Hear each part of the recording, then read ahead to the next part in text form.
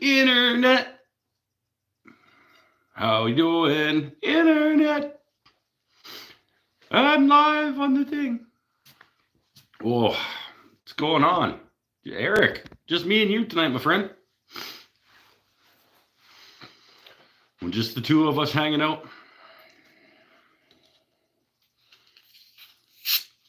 Other people will come. They always do. I don't know why. They always do. See, there's Steve. Oh, nice shirt. Thanks. You owe me advertising revenue. Every minute I wear this shirt on the show, Nadia has to pay me $1. I think. We haven't talked about it, but that's my starting bid. She can negotiate from there. Trudeau bumped you tonight. Did you not get the memo? Oh, is he doing something? I did not. He didn't call me.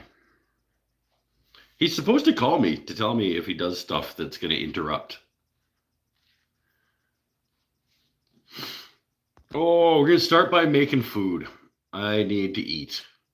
So, let's make dinner. Yeah? Fearsome's here. People finding their way in. Oh, yeah, gotta make food. Super hungry. So, let's just start doing that, because it'll take a little while. And we can chat while things are cooking. I gotta get you back on the charger thing relatively frequently, but we'll get you over there while I'm chopping up some stuff. What's on the menu tonight? Some food. I got some potatoes left. I got an onion. I got some bacon. I got some bagels. I'll make another bagel sandwich with bacon and cheese and some potatoes and onions and things.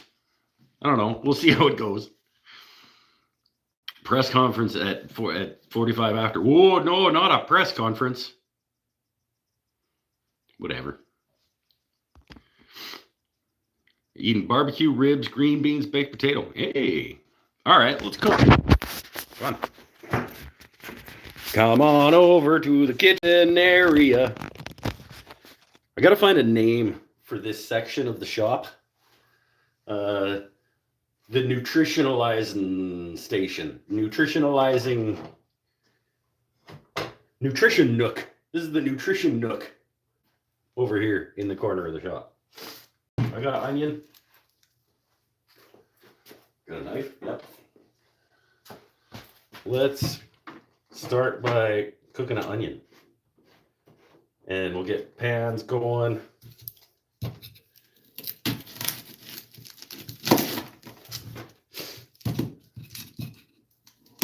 Come on. Ooh, knife needs a sharpen, I think.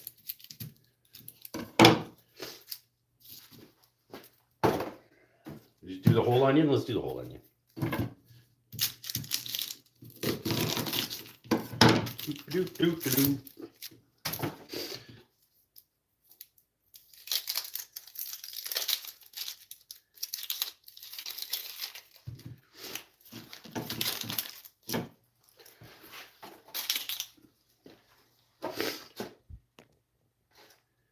Did he wash his hands? Yeah, sure did.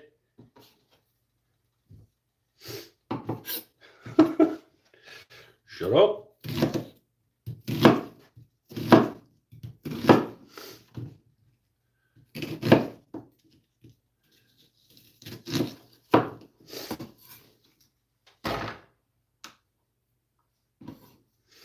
Onion in the pan.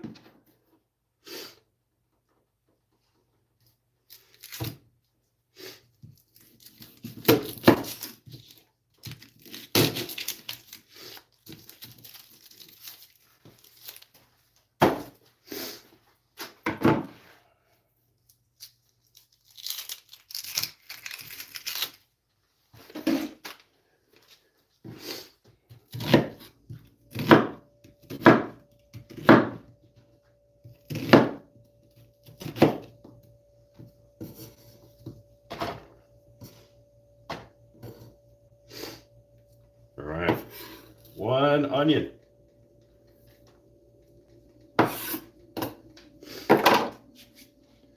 And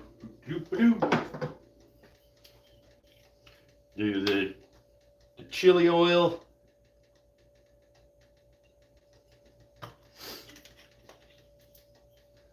I'm probably going to need that still.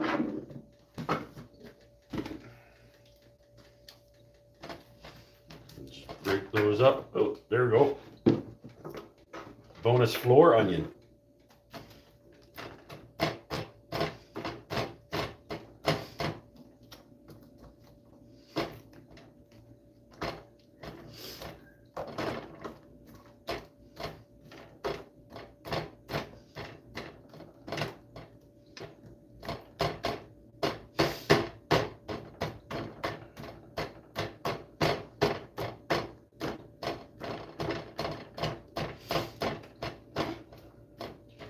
Get some onions going.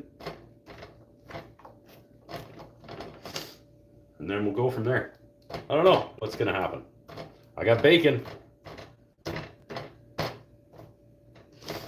I mean, if you got bacon and onions and bread and cheese and some potatoes, what else do you need?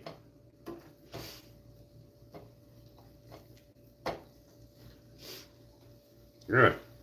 Break it up.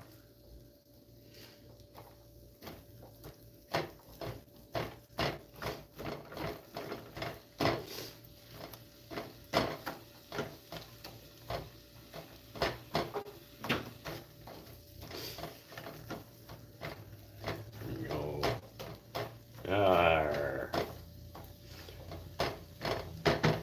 Put some of them in the potatoes, some of them in the sandwich, maybe? Yeah.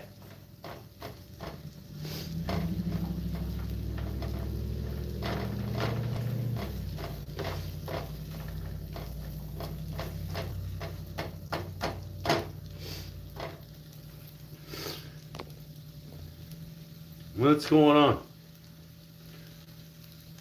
The Epicurean Nook. I like Nutrition Nook, or Nutritionalization Nook. That's a little wordy, or it's a little long-winded.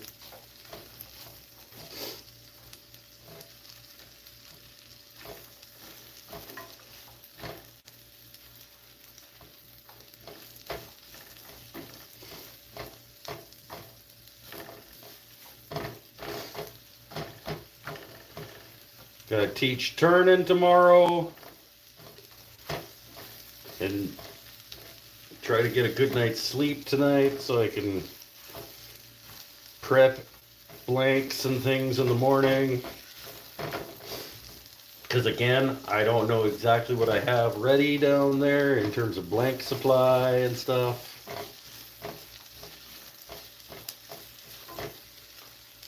Hey Dave, cutting board. I got a cutting board now. It's a piece of that that twisted ass cherry that I milled up.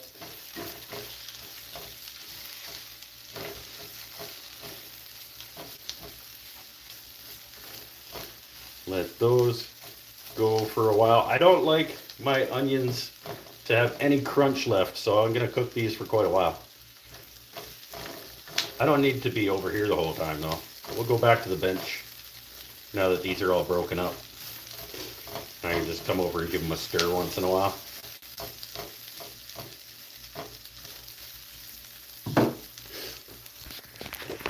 And get you back on the charger. Beep. Oh. All right, bye, Todd. Paul's here.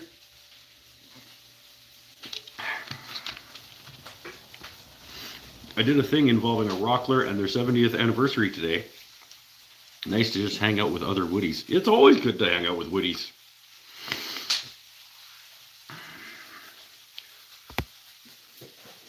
Yeah, right on. What thing?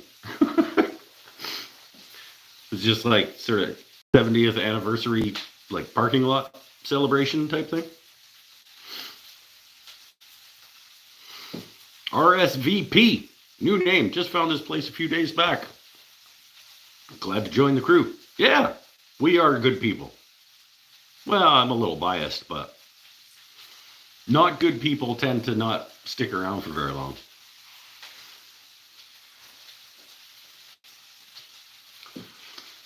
Marvin is also waiting for Trudeau. Oh, the anticipation. We could do live breaking news. You guys can break the news here on the Mike's Wooden Things and stuff. Well, you wouldn't be breaking it. They'd be breaking it. But you could tell us.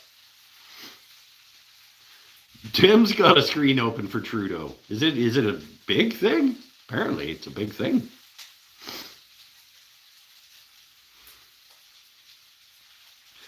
I had to take my drill press back to Harbor Freight. So the drill press that already got fixed once.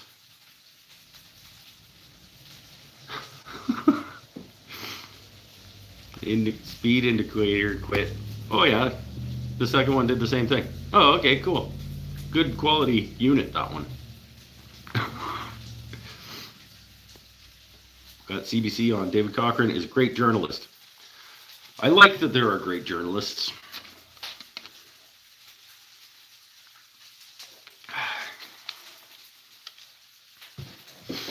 Stir some onions.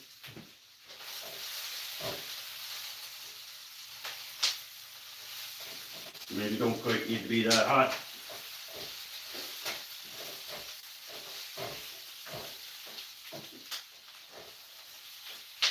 Did you wash your hands, he says.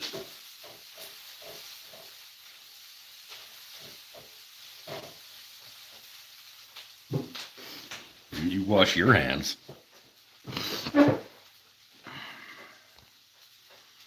The third one does the same thing. You get your money back. Go with a different brand next time, maybe. Was it the Harbor Freight brand, the Bauer or whatever, which is a skate company, I think. Maybe don't go with a skate company to make your drill press. I don't know. Or was it a Grizzly? I don't know. You've been buying up tools. I can't keep track. Founders Day. Prize drawings and demos from Reps, Festool Saw Stop, push the 2 sizes of router and sled flattening things, aluminum rails. Okay, cool. I can fix it myself, set up to measure speed, but why? You don't fix something yourself like on the first time you use it. If something breaks as soon as you bring it home, you don't just, I'll just fix it. No, fuck that. Give me a new thing.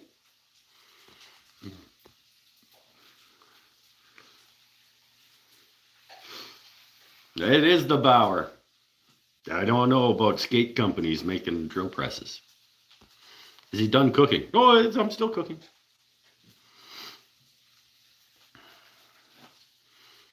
It's a good question. Is it affecting the speed or just the digital readout that tells you the speed? Because I don't know that I've ever known the speed of the drill press.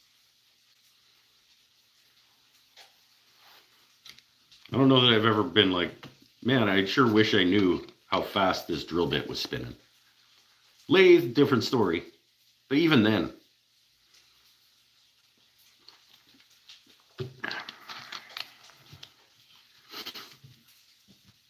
Their drill presses, Central Machinery drill presses, are pretty good units, but they don't feature them anymore because they struck up a deal with the skate company. As long as you open the box within the first 2 years of purchase, that's true. You do need to get it home and open it so that things are covered. It's a good point, Pinnell. Definitely don't wait a really, really long time to open it and then talk to them about it.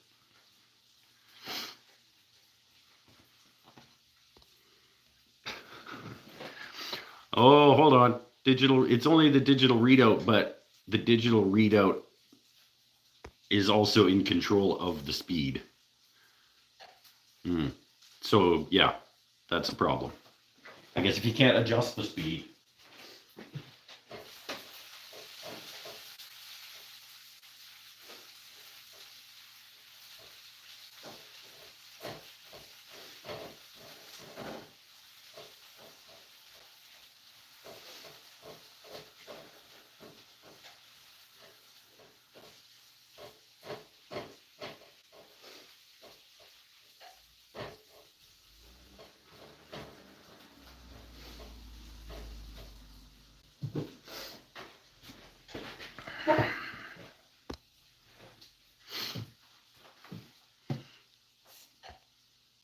Nah, just wing it. Yeah, that's right. Back in my day, we just moved belts from one pulley to another. Well, back in Tim's day, they had to do it with like a hand crank thing. He still does probably do it like that.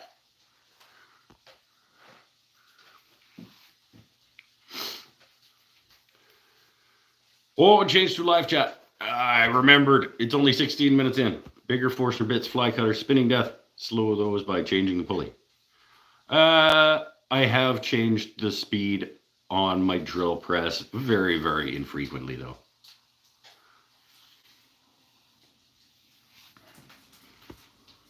I have three different speed. I have a 3-speed, non-adjustable, well, belt pulley changes, and most of the time it just lives on the fastest one, I think. What are you cooking tonight? I am cooking onions right now. I don't know exactly what is going to happen. So onions, I got some potatoes, I got some bacon, I got some bagels. It'll be a bagel sandwich. A bacon bagel sandwich with some oniony potatoes, I think. Shifting belts on my drill press, which I rarely do, makes me think of the drill press like a steampunk piece of machinery. Yeah, I mean, if it lives on the fastest one, and if I ever think maybe it shouldn't be on the fastest one, then I move it for that operation, but don't change speeds very often. Good, that sounds good. Bacon bagel sandwich with oniony potatoes. Yeah. Maybe some onions on the sandwich too. Bacon and onion, cheddar. Bacon, onion, cheddar sandwich with oniony fried potatoes. Yep, that sounds good. I'll do that.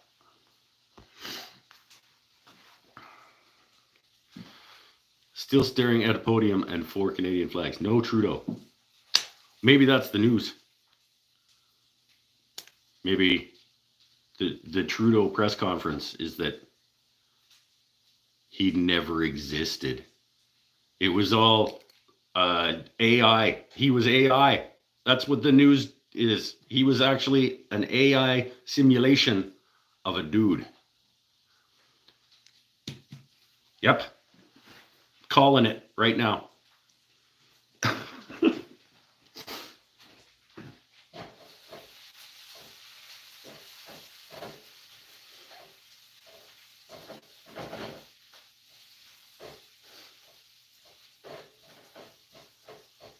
Getting there.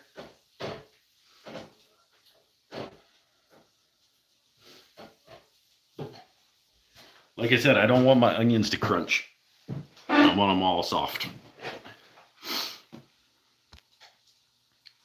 I don't even know where my drill press is set at. Yeah, mine's set at 1 or 3. I don't know. The Bauer drill press uses a Reeves drive to control the speed, not a belt pulley setup. Oh, well then.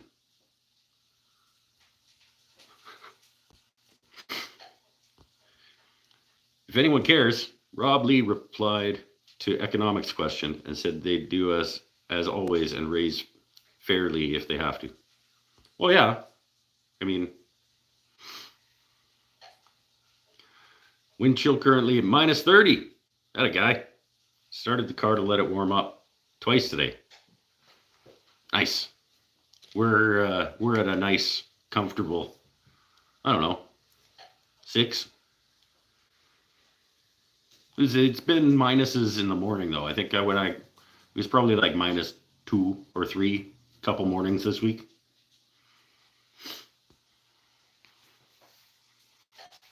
Frigidly cold.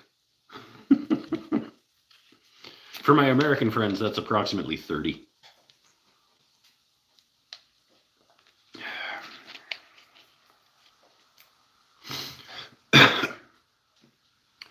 A Reeves drive. We're going to learn, everybody. Ready? A Reeves drive is a type of continuously variable transmission that uses a pulley and belt system to transmit torque at different speeds. Now when I see that question on Jeopardy,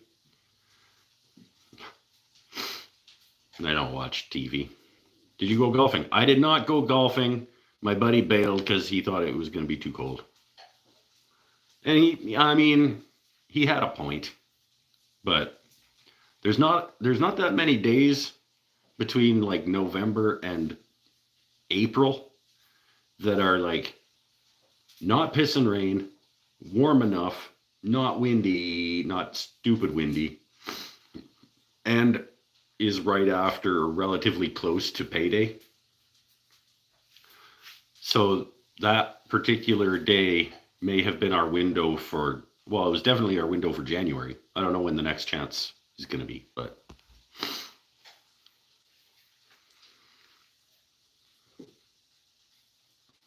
it's also known as a very variable diameter pulley. Look at that. It's probably a Dingle Phase AC motor. You gotta love the Dingle Phase AC.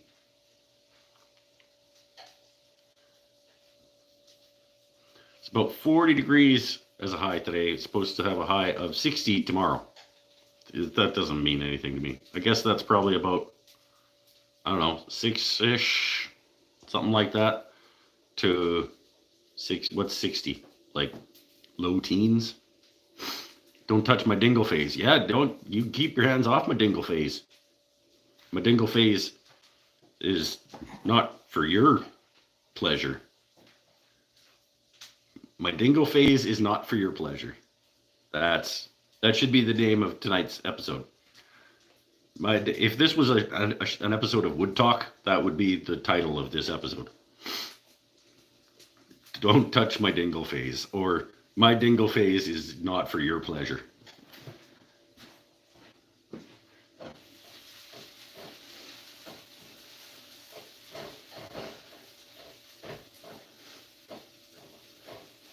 Go, getting close.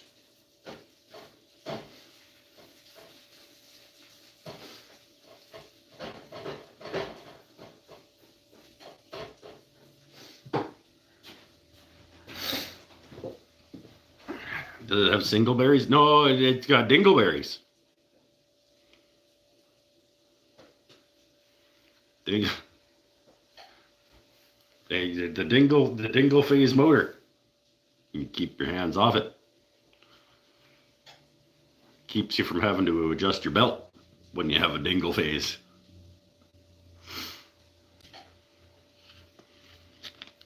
What's the little black thing on the wall outlet? Little black thing on the wall outlet. Oh, that's my digital angle gauge for my table saw. For when I'm adjusting the angle of my table saw blade.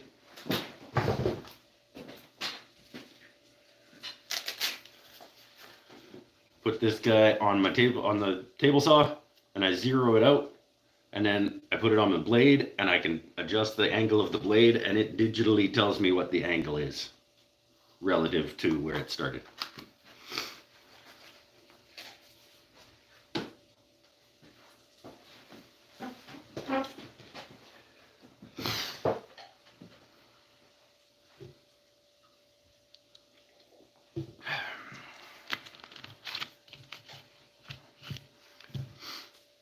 By the way, everybody, in case you were unaware, I did put up a video today about giving away some boxes. So, as expected, not very many people are following the instructions so far. So if you watch that video and follow the instructions, your chances are going to be pretty good of winning the box. And also, not enough people asked questions on the January Q&A video that went up a couple weeks ago.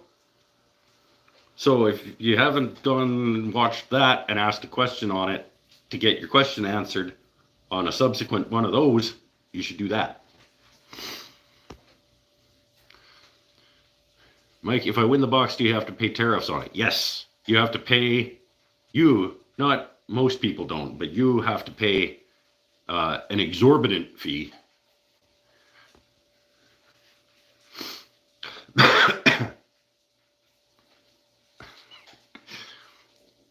craving soda today. Haven't had any in almost a month. Wow, that's good. Did I do it right? I tried. I don't know. What you talking about? Following the instructions? I don't know. I didn't see all of them. But I don't. I think I only saw one or two. But maybe did you just do it recently?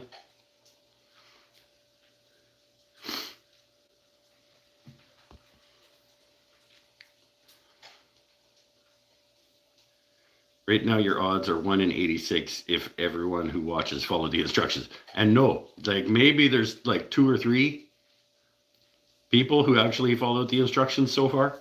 I mean, it's month long, so who knows? But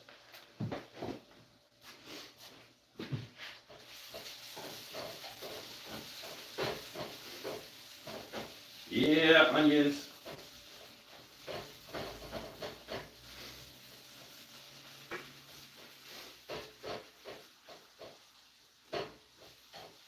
Those are getting close. I keep saying they're getting close, but the way I like my onions, it takes a while. Paul followed the instructions. Did you? Oh, the PM's on. All right, later, Marv. He's got to focus. Making onion soup. Nope. I should make a batch of onion soup, though, pretty soon. I am making onions to go in my potatoes as well as on the sandwich that I'm going to make. Right now, I'm just frying the onions. I do make a mean onion soup, though. I have a video on my onion soup recipe. I'm on call, so if I disappear, you'll know why. Okay. You'll say burb. Pretty sure. You usually say burb.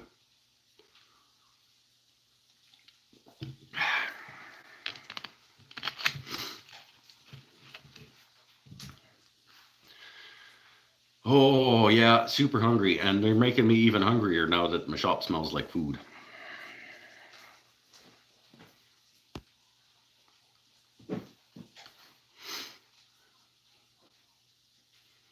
Paul, what do we call you? He said because you get it, because he's on call. Not really. It had promise. It had promise. I don't think it got there, though. Oh.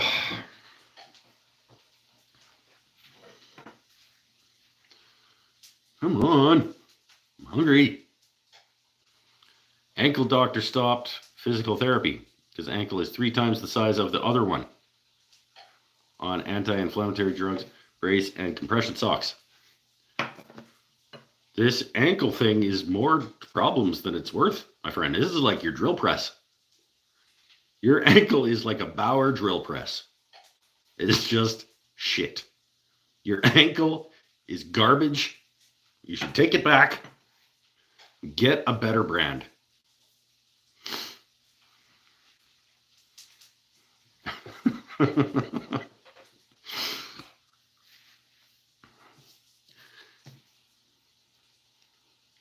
Did Bauer make your ankle? Like, don't buy things from a skate company that aren't skates.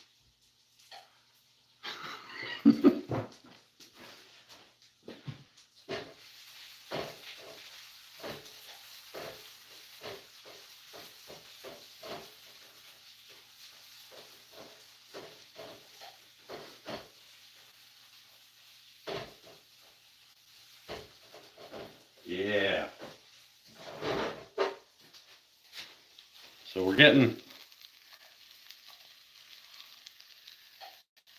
it pretty close. There's still a little bit of crunch in some of those, I can tell.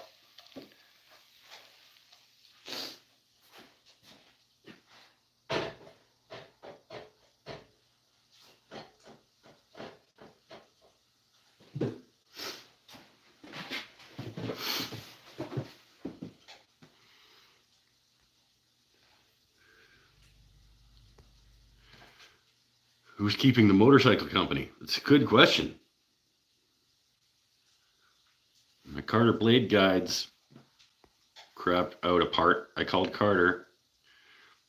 And they sent me free replacement. Yeah, there you go. I wish.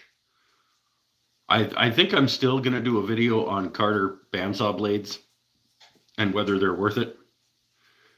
Because the answer is yes, if you're in the States. Great bandsaw blade, but they ship with UPS. And if you're Canadian, it's not. The difference in price from a bandsaw blade, a crap bandsaw blade you can get here versus a good Carter bandsaw blade, it's not worth the price difference. They're not 3 times as good.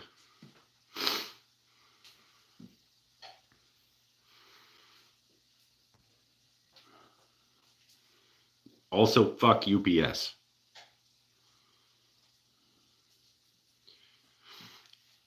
Sure, Beaver would have done that for you with the chuck had you done the video. I'm still gonna do the video. I'll tell the whole damn story. Start the bike 2 times a week and keep it on a trickle charger. The trickle charger for your dingleberries. Or the trickle charger for your dingle drive? Drill press?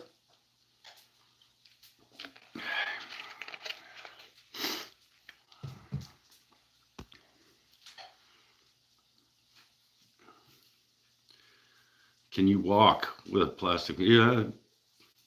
Yeah, I think he's mobile-ish. I can walk for about 10 to 15 minutes before I can't. Yep. Telling you, don't buy ankles from a skate company.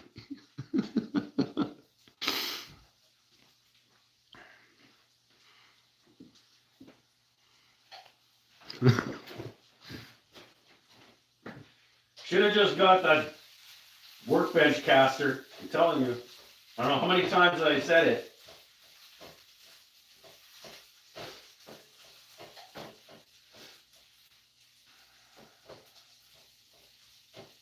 Okay, so these are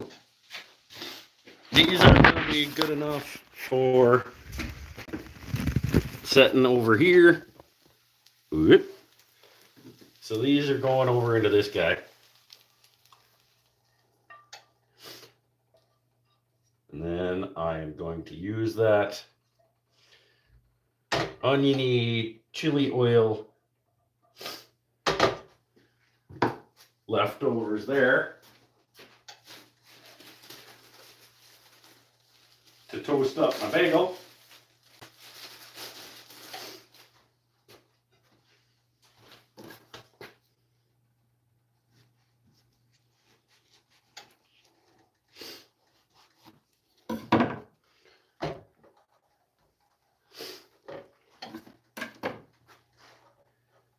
Toast up my bagel in the leftover chili oil with onion goodness.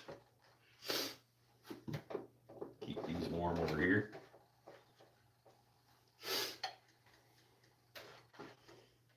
And then we'll get the potatoes going in here. Then we'll mix some of the potatoes in with some of the onions, and then we'll do bacon.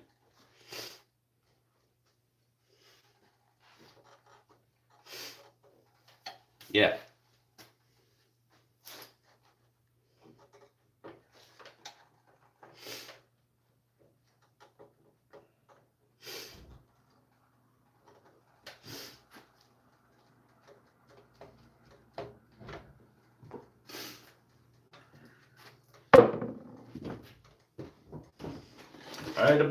I got crap bacon. I like a nice thick cut bacon, but I got crap bacon because it was cheap and they didn't have any like good bacon at the store that I stopped at. But I'll just make up for it by like cooking like the entire pound of bacon, maybe. I don't know.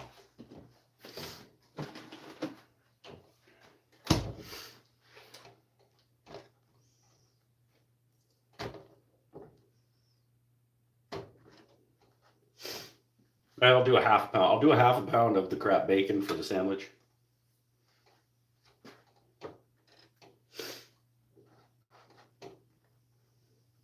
Again, we can start chopping potatoes.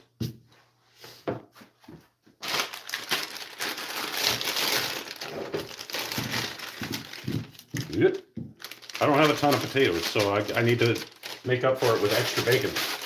That's really not very many potatoes. That's too bad.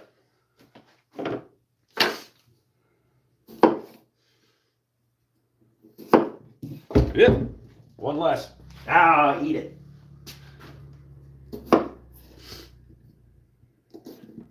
Oh, hey.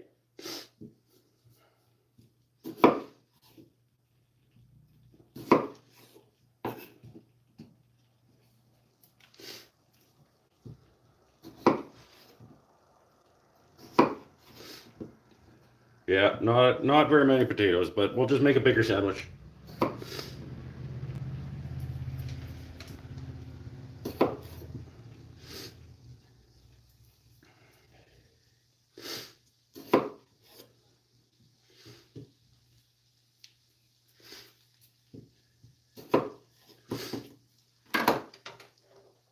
You know. Yeah.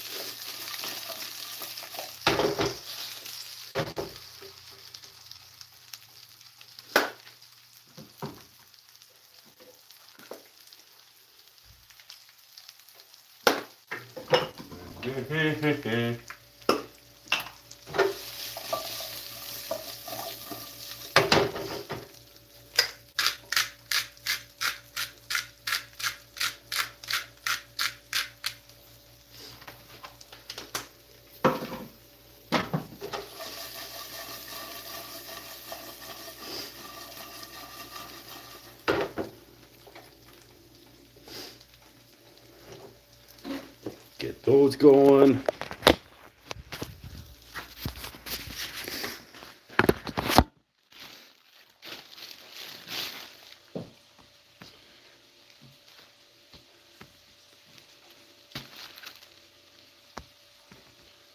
Don't know if you're qualified to determine bandsaw quality. Some would say I'm not qualified to do anything.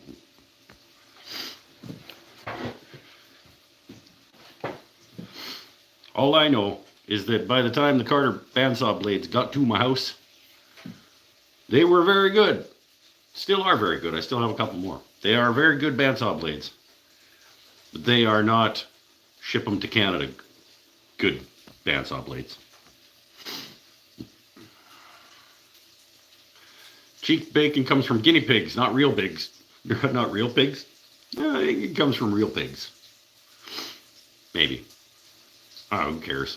It's good. I mean, even cheap bacon is good. It's just not as good as good bacon.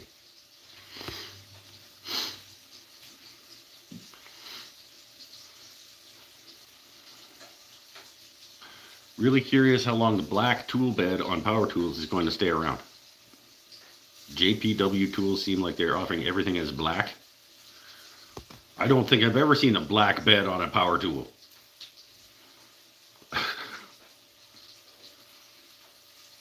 So, don't know.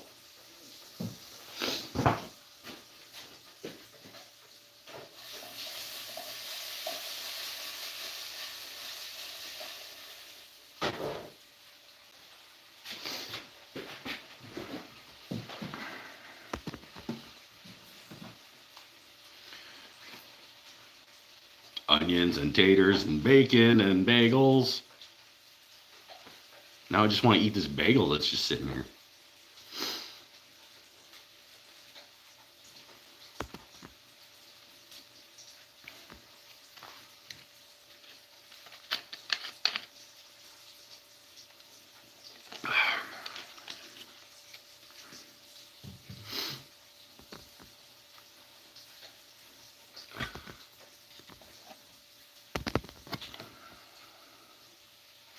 By the way, the world has gone to hell in a handbasket. Well, yeah, it has. Matthias has a CNC. Well, good for him. He probably made it out of fucking bubble gum and juicy fruit wrappers and a raspberry pie. Most of it is made from wood, not a lot of precision in it. Kind of defeats the purpose then, doesn't it? If it doesn't have a lot of precision. Isn't the whole damn point of a CNC that it's precise?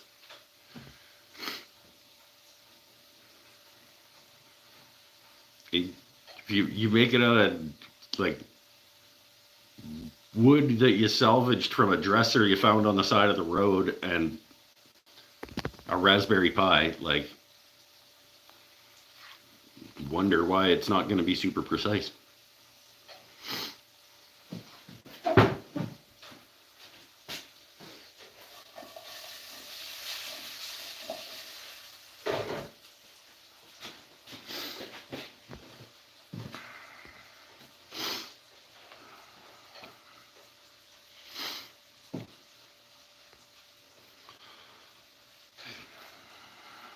But at least he's very charismatic.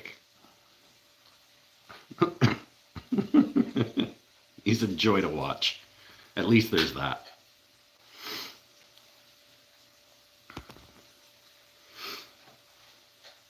The potatoes. Onions, bacon. Made from cheap, crappy plywood. He used CNC to flatten the moving table to make it flatter.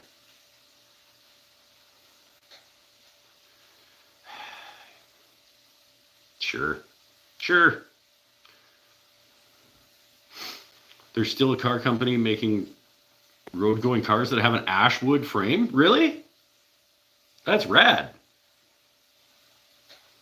My buddy Steve he's one of those guys that can't help but buy like old cars that need rebuilding if they're cool. And he got one of those old cars that has the wooden ash frame. And he's working on putting it back together.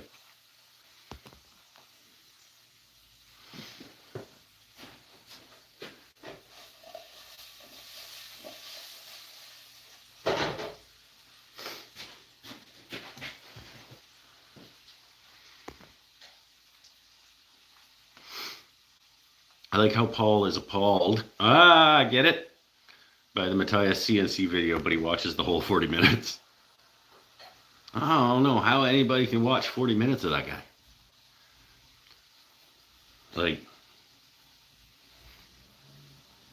Like when I do the renovation, the shop reno video, should I just do a separate one of just like paint drying?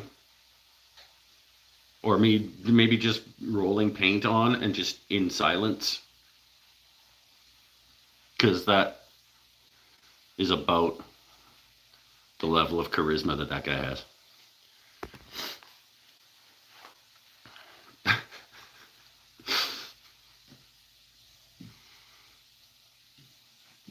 Not a fan of CNCs, but I do have a set of plans, not from Matthias, to make a sturdy one out of wood. Cool. Everybody can like what they like. It's fine. I don't get it. Some people like tomato soup, and it's just hot, thick tomato juice. So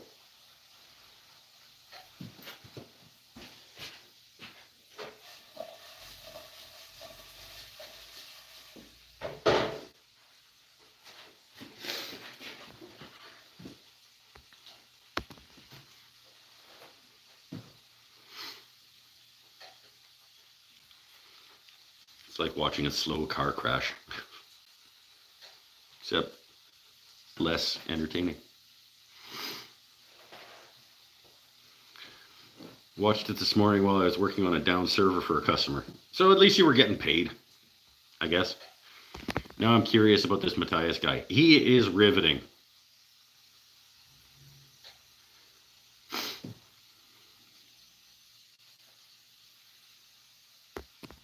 You should absolutely go watch all of his things.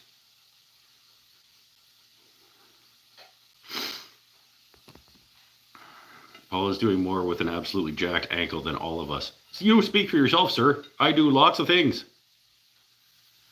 No, not really.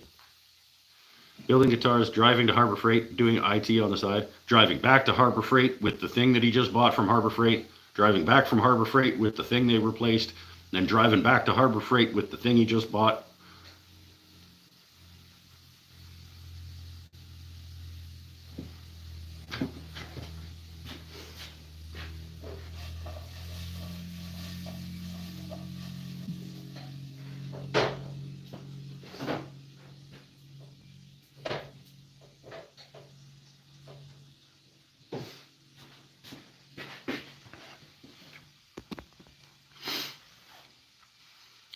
The Matthias videos I enjoy are the ones with his wife building. I've never seen the wife. I've watched, I gave him a half a dozen tries and I was like, I just can't do it.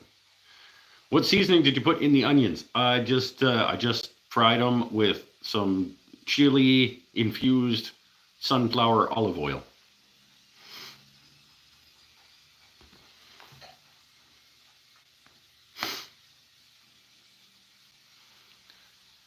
Actually, just riding. Wifey is driving, and the oldest son is doing the lifting. Oh yeah, good point. But going back and forth to Harbor Freight. Say hi to Amanda. Who's Amanda? She's here. Congrats on sobriety. Well, thank you. I don't know who Amanda is.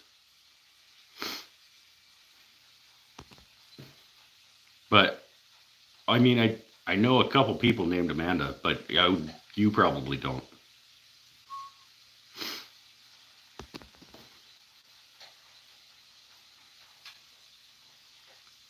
Oh, my wife. Oh, hello, Amanda.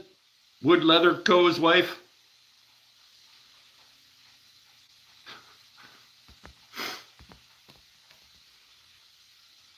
I like how it's Amanda and Wood Leather Co.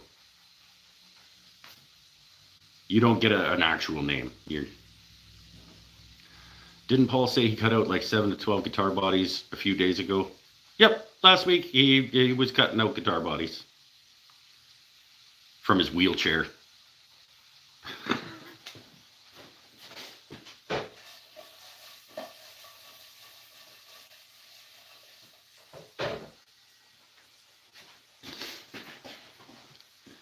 He had to have Son lower the bandsaw down so that he could, from his wheelchair.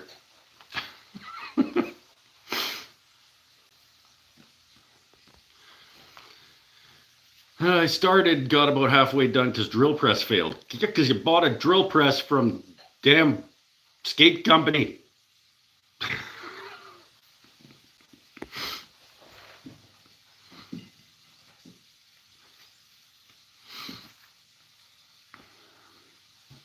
Still laying on my router table, unfinished. How dare you have unfinished guitars?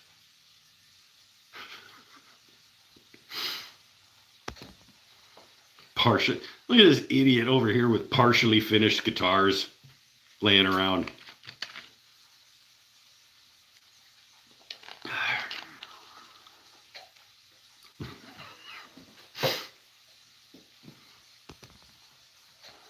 All Telecasters. All Telecasters all the time. Dingle nut and berry trickle Telecasters.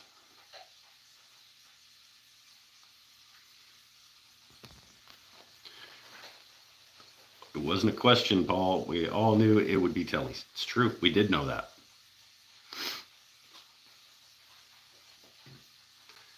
They're going to be air guitars. Right now, that's what they are. But they're not, though, because I don't even think there's a neck on them. They're just like, they're just chunks of wood shaped like guitars.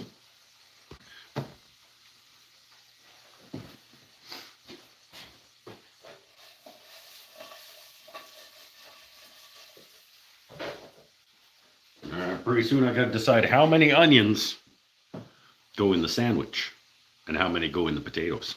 That's an important thing to think about. The ratio of onion in a thing is an important factor,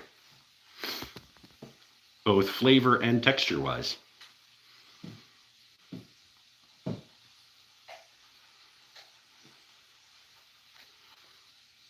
I'm gonna go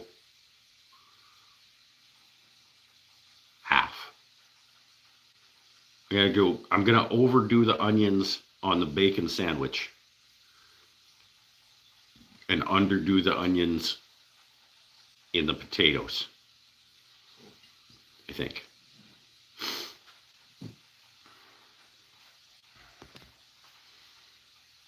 Half a pound of bacon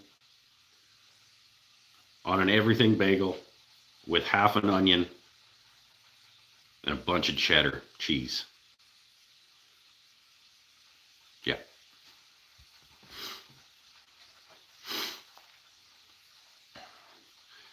Yes, shaped bodies with string through and bridge holes drilled.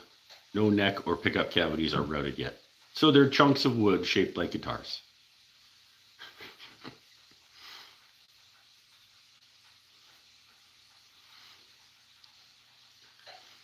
I call them wind casters. Yeah, nice. It's February already. I know, right? February 1 today. We're already into month 2 of 2025. Crazy.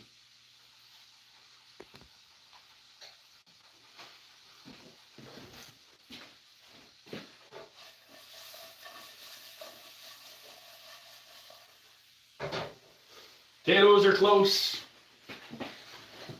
Potatoes are close. Sean McGill's here. Was it Persimmon and Tammy?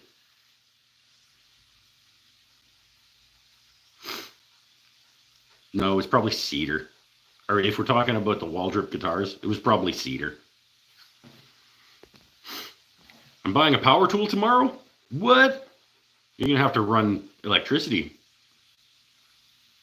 to your shop. You getting an electrician to come in? Okay, so first, Tim, we have to talk about electricity. It's this newfangled source of power,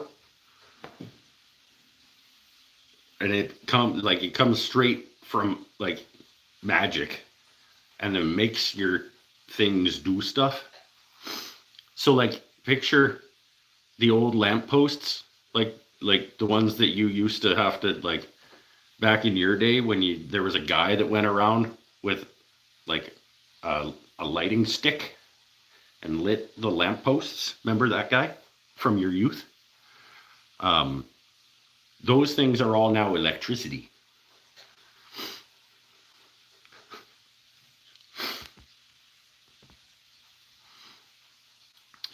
Mike, you got the Wolverine jigger out, but have you used it to sharpen tools? Yes, I have. Yep. I do all of my gouges with the Wolverine jig now.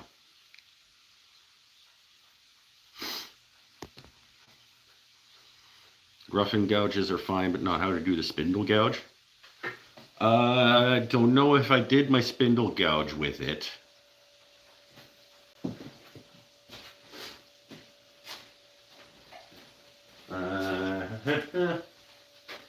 No.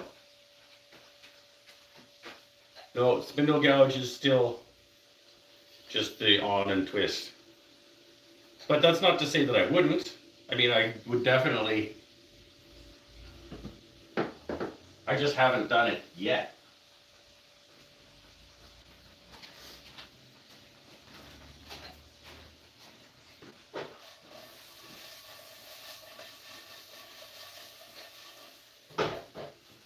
All right, we'll take the back over here. Whoa, don't fall. There you go. You guys okay? Oh, that's pretty sketchy. There we go. All right. So, go. Where do I put half of these for the sandwich?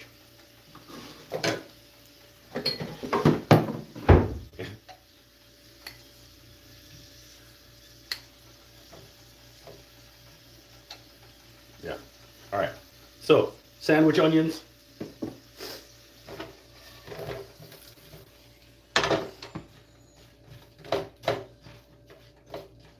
Those in there. Bacon.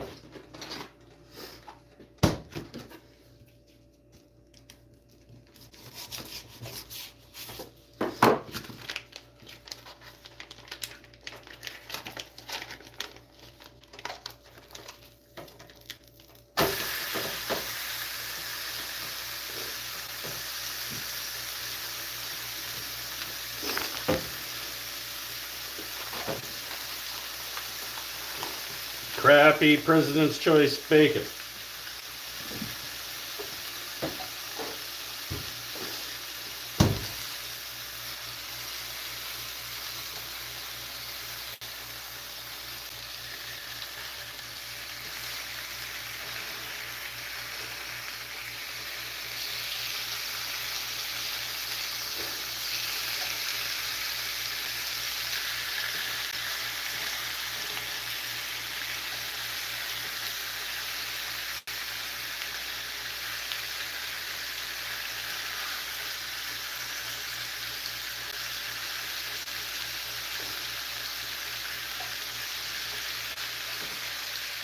Go.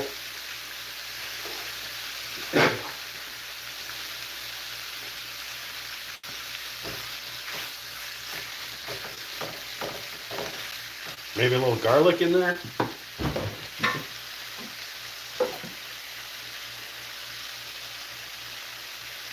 A little garlic for your bacon.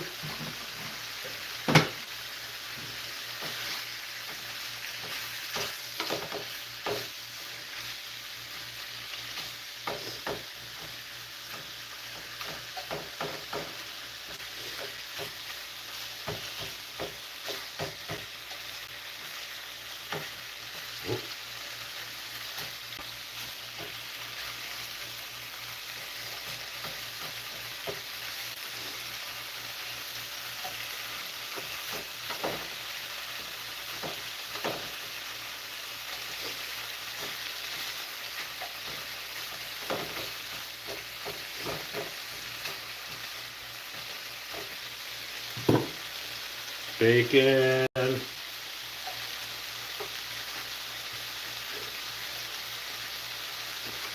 Yeah. That's good. That's the right amount of bacon for a sandwich. So you guys know.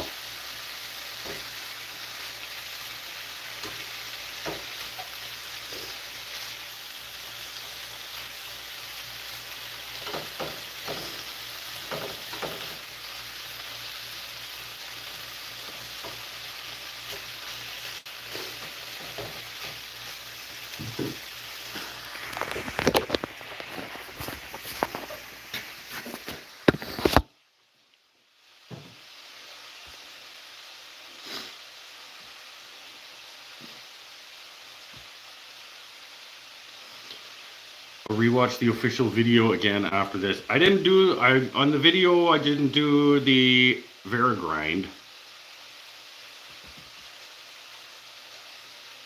Oh, you're just talking the Wolverine itself. Yes, I do the Wolverine. I use the Wolverine for all of my turning tools that I sharpen. Don't sharpen carbide tools because only idiots do that.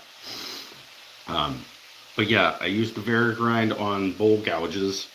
And so far, I have not used the Verigrind on the spindle gouge, but I wouldn't say that I wouldn't. Never seen someone cut open bacon like that before. Well, if you're only going to use half of it, then why not open it like that?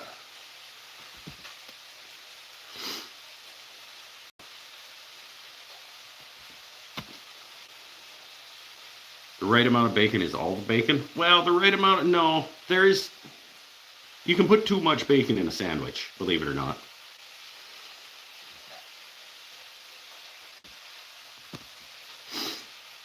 Hello and blessings from Montana.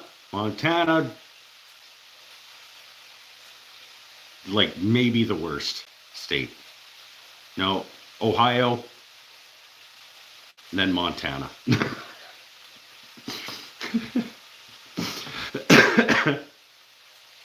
Montana is pretty.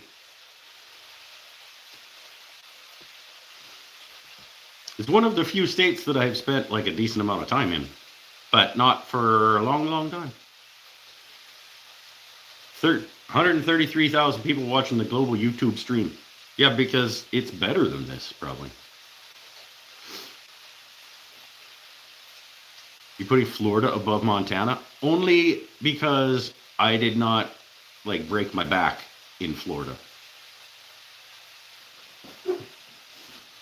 Montana, I only have a thing against Montana because of my injury.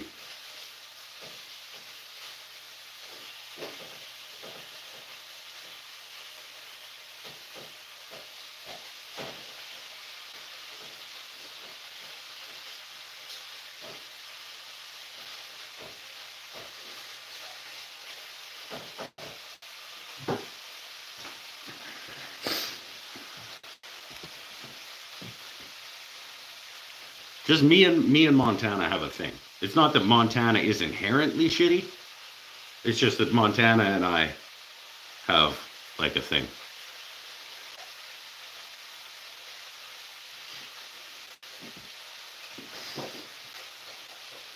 From my youth.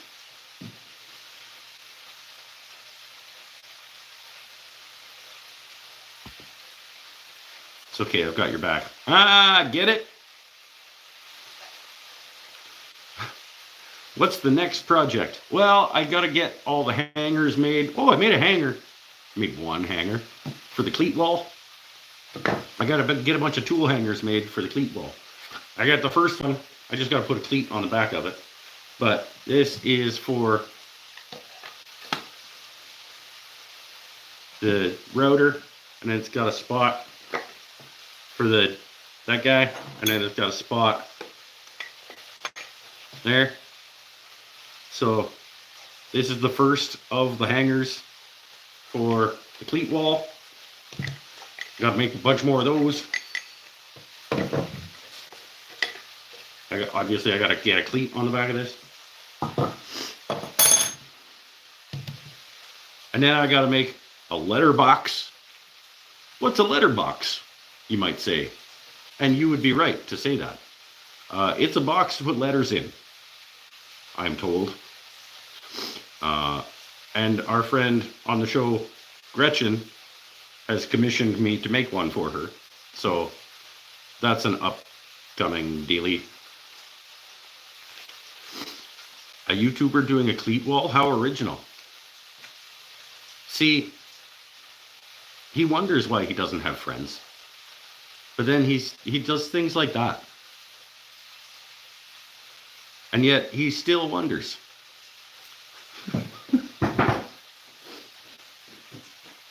And don't dare call me a YouTuber. How dare you?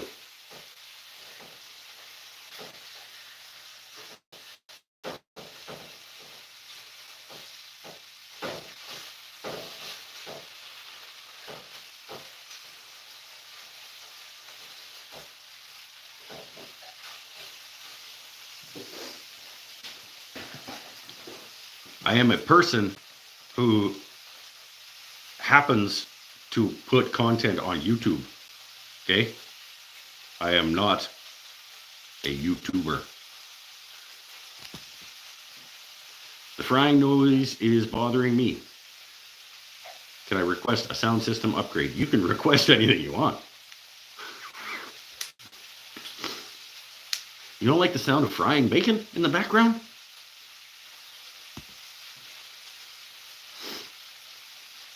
I just forgot to like the video. How dare you?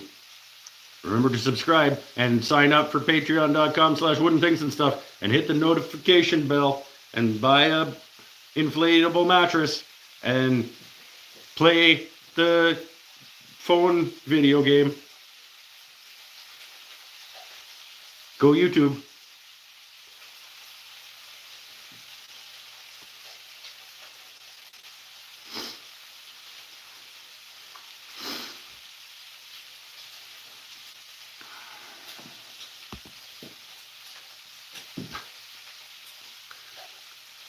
So, mental note.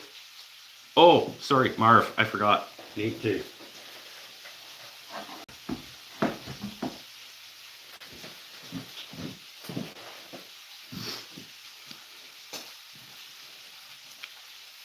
First unboxing videos, then the cleat wall. Oversized miter saw station is next, followed by purchasing pallets of Rona returns. And I bought every woodworking ad on Facebook that I saw. And this is what I found out. Or whatever.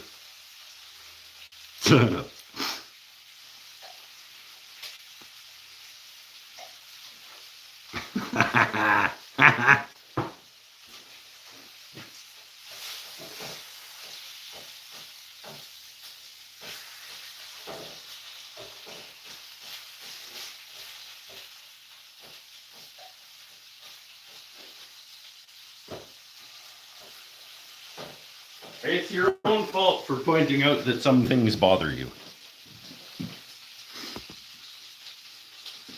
If you wouldn't have pointed out that you're like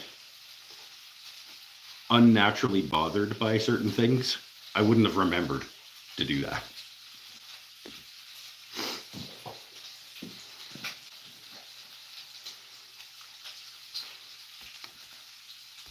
Notice the airport theme hasn't been implemented yet.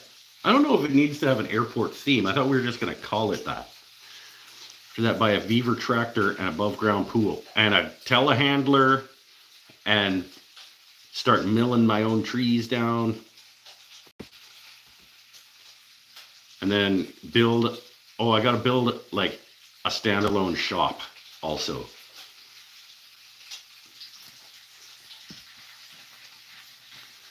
Oh, I was watching a video the other day and apparently Harbor Freight is interested in buying Princess Auto. Well, I think that would make sense. I feel like they are similar enough that that makes sense. Can we get a shop tour? You cannot get a shop tour right now because it's not quite ready. But it's close. And I'm going to be filming like an official one once it's actually like reset up. There'll be like an official shop tour. I've been in a foul mood since I heard about some Rush 50th special releases coming out.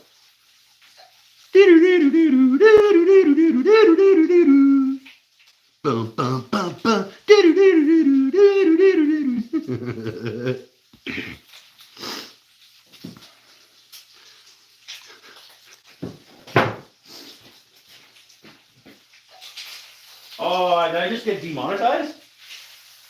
Can you imagine?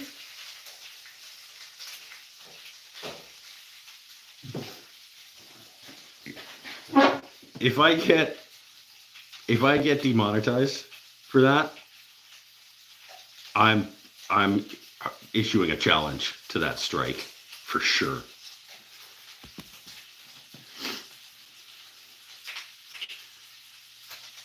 Harbor Freight is private, so we can only guess how well they are doing. But their owner has thrown away yachts and bought new ones like T-shirts. Well, of course he is. Like, they buy cheap garbage from China and then they sell it for more than they bought it for, and they do it by the shit ton. So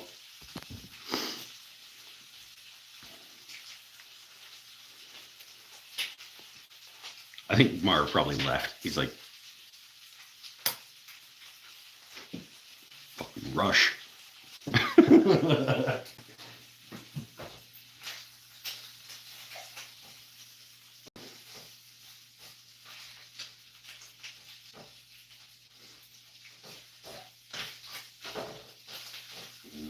Bacon.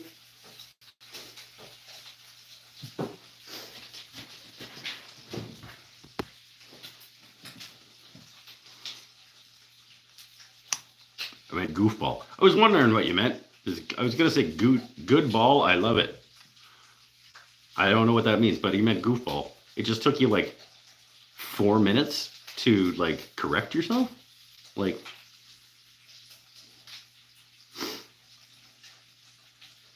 maybe not. Any stories on the players? Well, I mean, everything has a story. Just I don't know that any of the stories are all that interesting.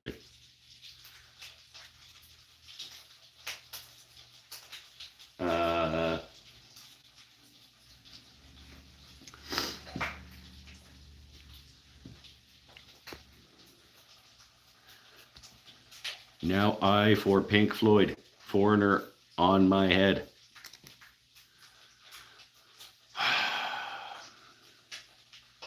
You guys, I'm sure you guys do it on purpose sometimes.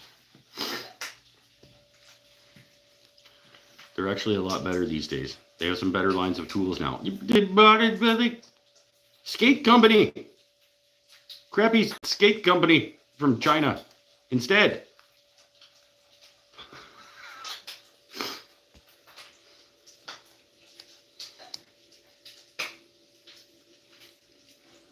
Are you cooking or is it pouring rain at your place? I got a pan full of bacon and stuff going on over here, my friend. Good evening, Sean Allard. How are you? Let us know how and or where you got them. Well, first of all, you're not in charge. These guys are all I bought new from Lee Valley. These are all Veritas guys from. Actually, this guy is too. It's not a Veritas, but it's a Lee Valley. So I bought this side up to here, new off Lee Valley. Actually, well, new, but most of them, I think all of them, in the factory seconds sale that they do periodically. Those two I made. Those two up at the top I made out of wood. We got a number 8 type 6 that I got on the Can I Have It Tool Facebook group. Same with the 6. The number 6 type 6 is over there. I bought on a Facebook group. I think they both came from Illinois. Number 5.5, I don't remember where I got it or what's going on, but it will be going off to my friend Tim Mellon to do a refurb. He's going to do a refurb on that for me. The 4.5, again, I don't really remember. And then the 3, I think, that's laying on its side to bother Marv. Same thing. I did probably garage sale or something like that. Like, none of them are that interesting in terms of story.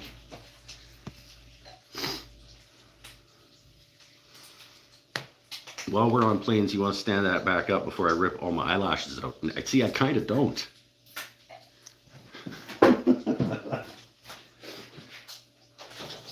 Oh, bacon getting close.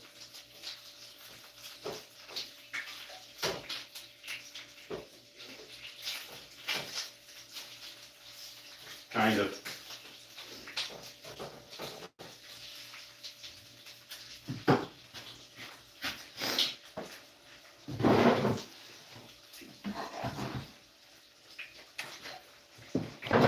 There you go, Marv.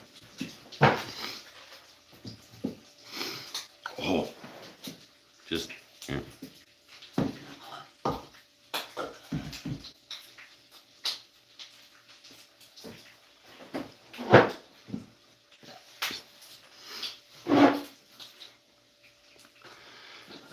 Bet you won't ever send it.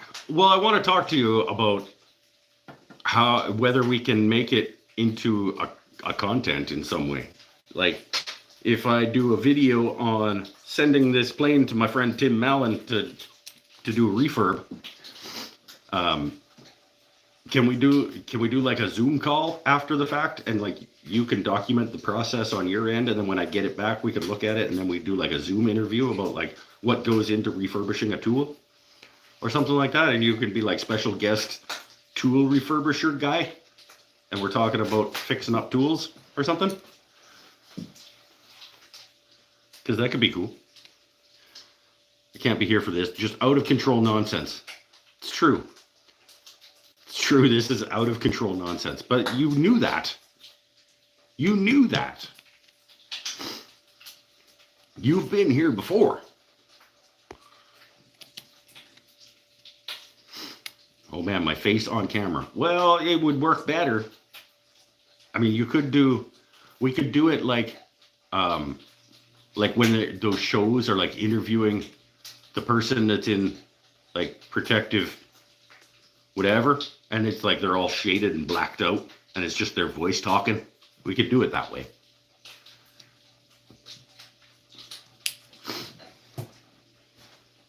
It would not be as good, I don't think, though.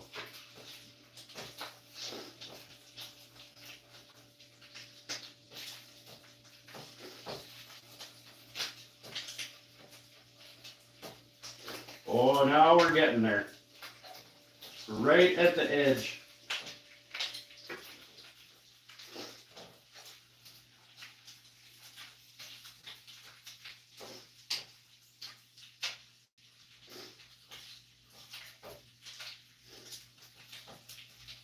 All right, getting really close now.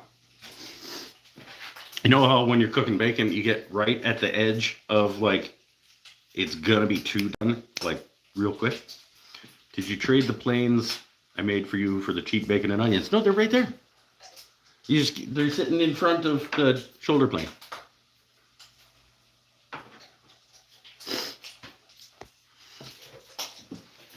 Make sure I get a haircut before we do it. Yeah, I get a haircut. Go into, well, I'm kind of a big deal. So like I'll send my hair and makeup person.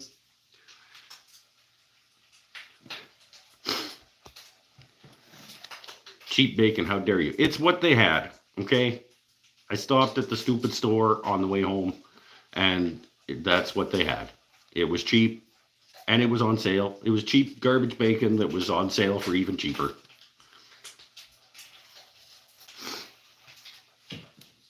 It'll be just fine for sandwich purposes.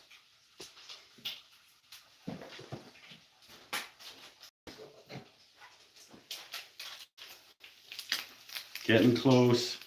Just starting to get a little crispy around the edges on most of them. Oh, that's a good one. That one's getting just about perfect. Okay, hold on. Good. Just start adjusting like where they are on the heat, because they're at that point. Then we can load them up. Yeah.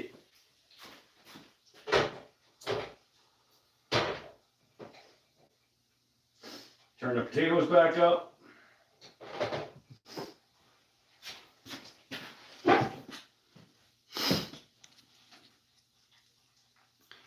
Bacon is stupid expensive. This pound was $4.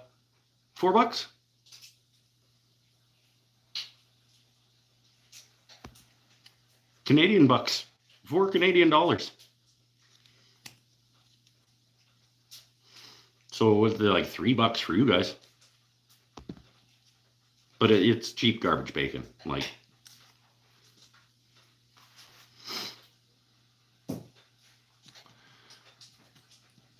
there's no such thing as cheap bacon. Yeah, bacon is good.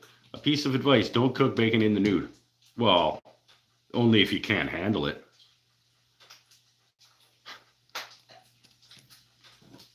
Maybe just be tougher.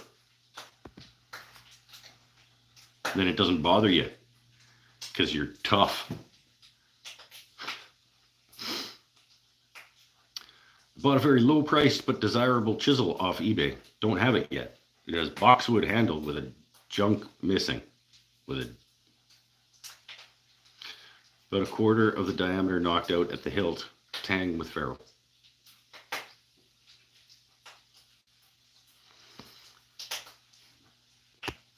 We have get anything. Oh, you guys. Less than $14 US for a pound of bacon? I ain't paying that. Marv's correct. Chunk missing. Honestly, it probably bothers Marv as much as it bothers me to read this nonsense that you guys type sometimes. Marv is also an ex-journalist.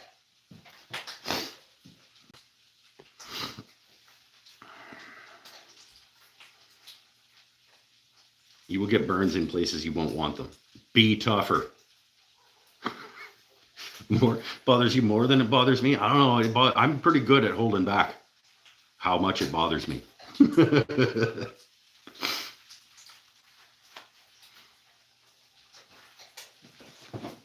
All right. So bacon. Come on, bacon. So here's what I'm going to do.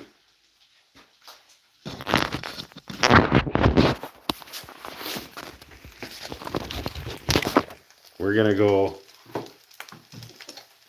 Okay, what's the plan here?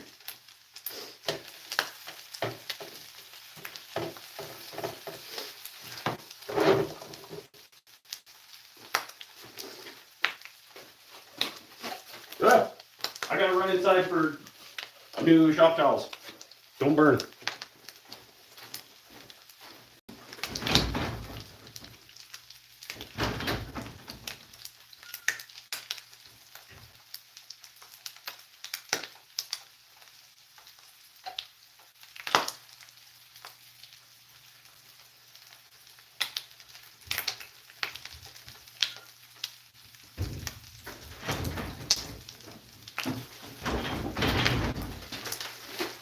All right.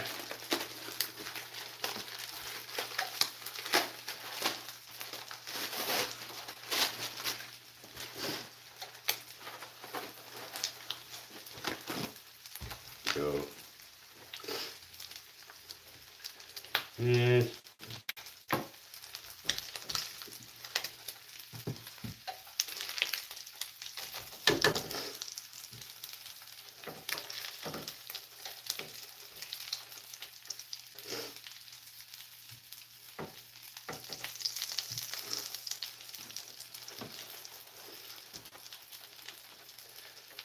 a little bit of the grease off of them.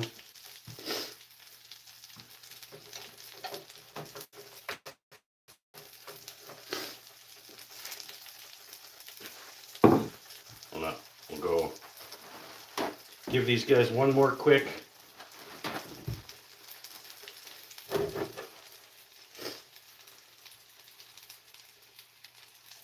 with, get some of that bacon grease out of there.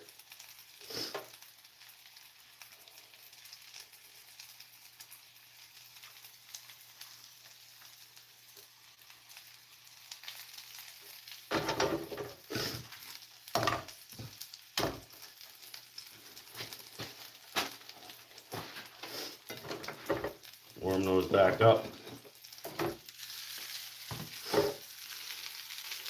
Potatoes and onions. We'll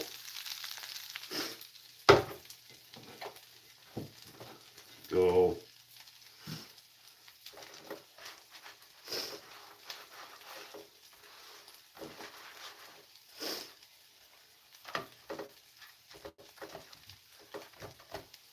all right, let's go.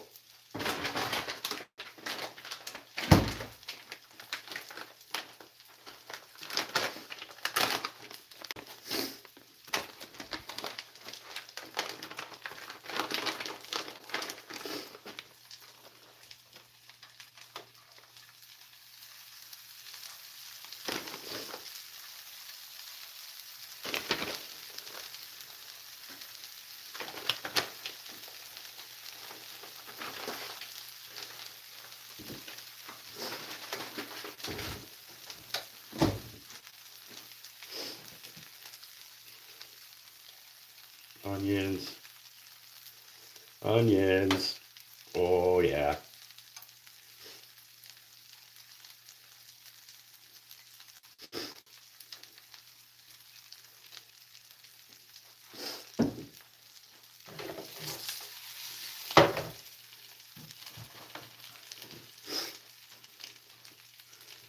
Bacon. Ah!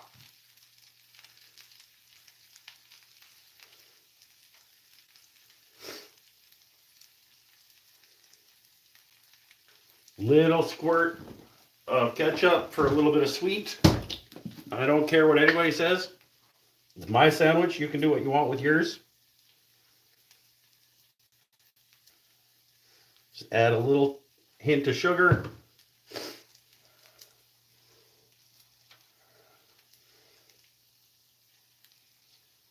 That one's just going in.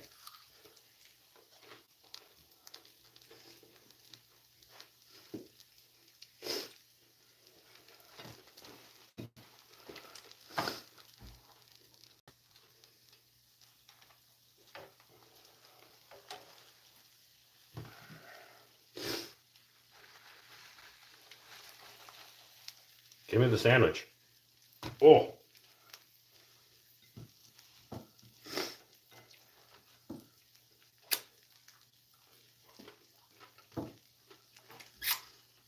Ah.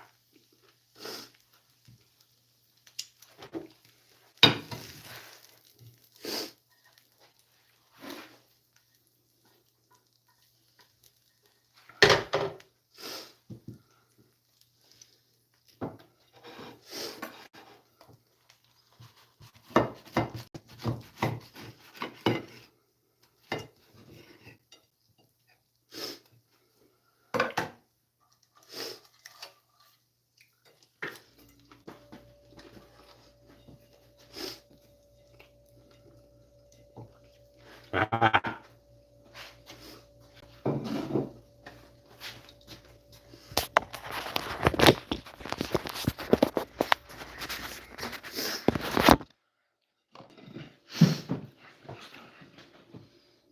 Ah. Now I want a bacon and ketchup sandwich, right? My dad found a bacon he liked at a pack a day for a month and had his first heart attack.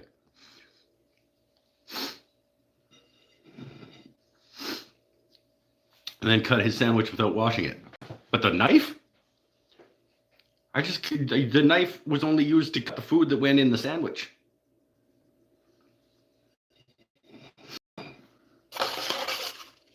The last thing it cut was cured bacon. You can eat raw bacon, just so you know.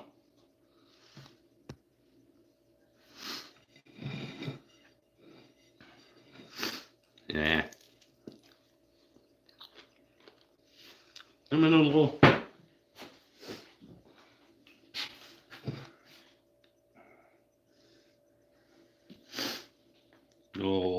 squirt of ketchup on the side for dipping, if we feel like it.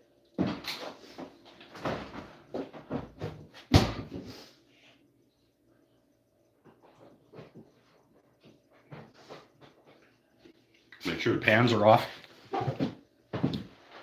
This sandwich is going to be a mess. But gotta go. All right, later, man.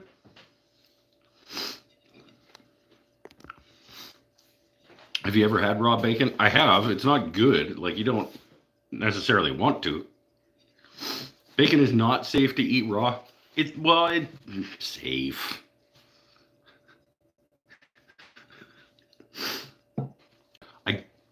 The amount of bad on that knife that I cut the bacon with is not enough to make me sick. That's science.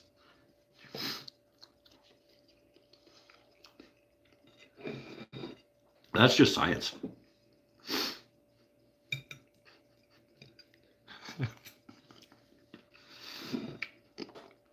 I'll report back. Because bacteria are huge. There were at most like 19 bacteria on the knife. Okay, that's not enough to make you sick. You need at least 34 bacteria to be sick.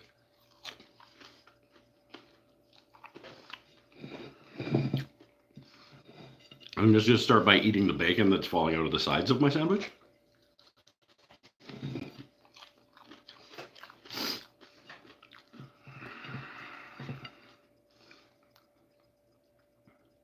No.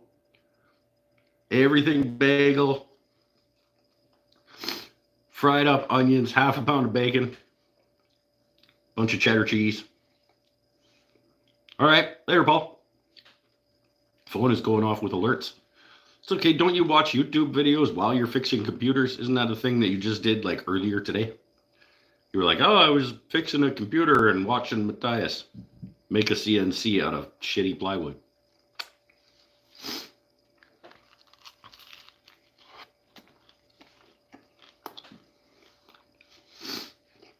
Mm-hmm. That's pretty good.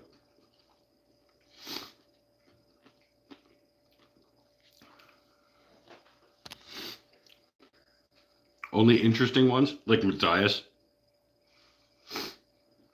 Paul wonders why he doesn't have any friends too.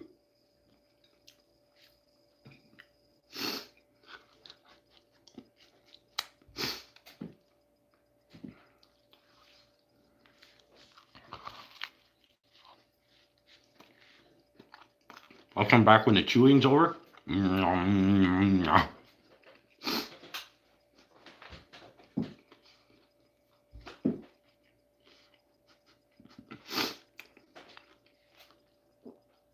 Oh, feels like when the chewing's over, this show might be done because I might have to go to bed. This is a heavy ass sandwich.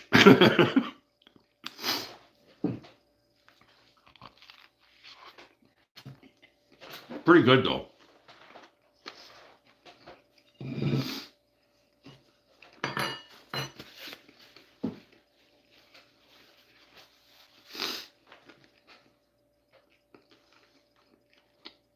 Mike likes to masticate in his live videos. It's true. Hey, you know what? In order to be successful in my goals for the year, one of which, if you'll remember, is to eat better. And better, primarily, means more often. And if this show gives me an opportunity to eat something, this is a win. And you guys can deal.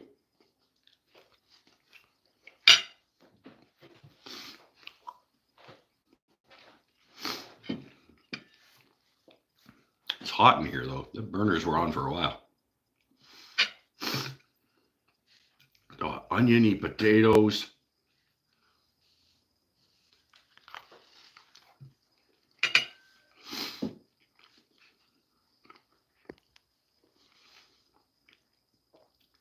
I watched Melissa Villasenor eat apple slices and peanut butter earlier. It was better than this, I think. Well, I'm guessing. I don't know who Melissa Villasenor is, but she's probably, if she makes videos of just her eating peanut butter on apples. First of all, did you pay to watch her eat? Like, was it one of those?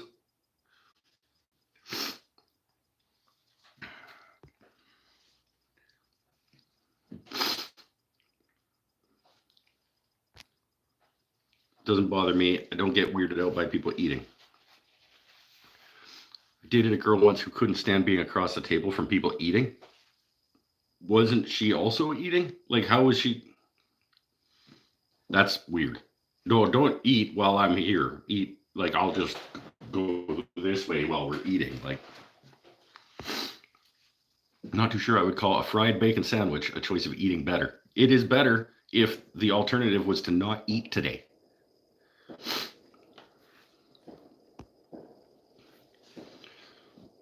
Saturday Night Live alum. Okay, Melissa Villasenor does voices and eats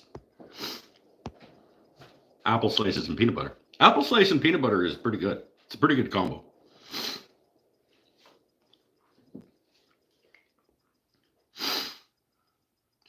I came for the conversation, but I'm staying for the chewing. Even Mike eating food is like still better than anything Matthias does.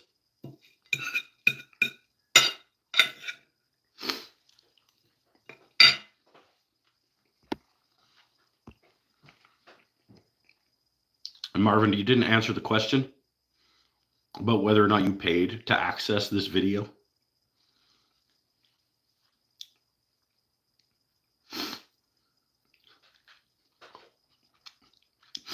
She literally covered her mouth when she ate. Okay, yes, everybody has their thing. She's an artist too. I enjoy watching her stuff. She had a free stand-up special posted on her YouTube channel. Sweet. I did not pay. But you know, like, you get the joke, right? Like, it was funny.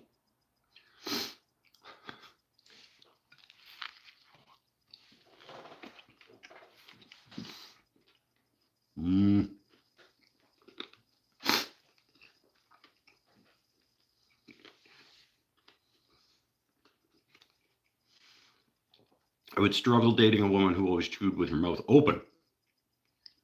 Okay. I pay for feet stuff. Oh, not mouth stuff. That could be the title of this episode too. What was the one earlier? Something about the dingle and the trinkle, or the? It's like Marv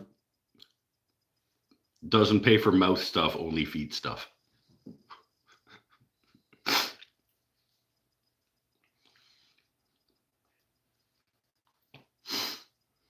Marv doesn't pay for feet stuff or for mouth stuff. That's the name of the show. I changed the title of the episode after.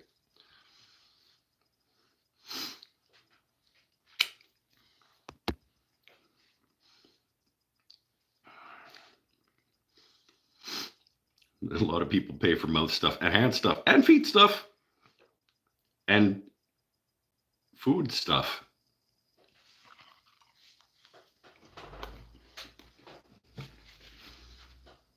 What is that? How do you think Mike got those planes? Yeah. Mm-hmm. All of those planes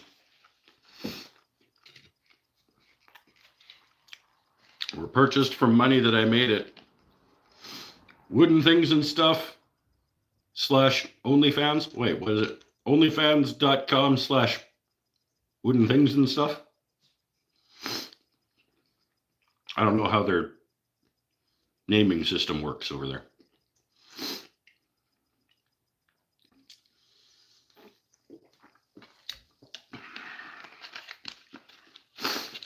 And that's where I should put my eating videos. There are people. There's God.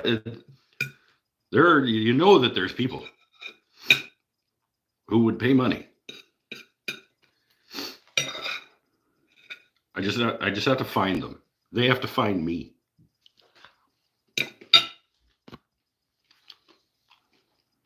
/ jars of gas.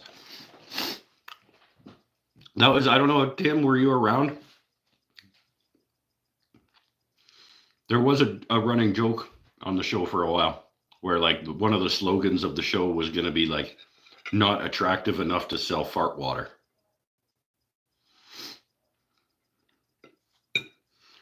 Like, you know, like stay happy, stay healthy, stay safe is the thing that I say. And I would put on coasters and things. Not attractive enough to sell fart water was going to be one of those things that I put on coasters and stuff. Ah, drop the Coke. Don't open that one for a while.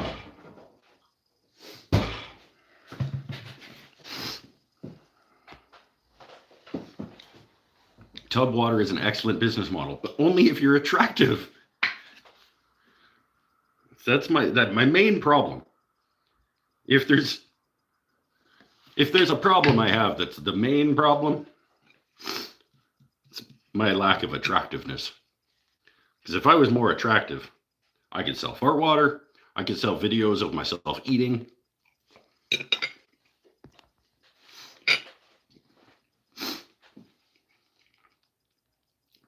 Victor Rook, 6 weeks, no wine, and no longer want it. Atta guy.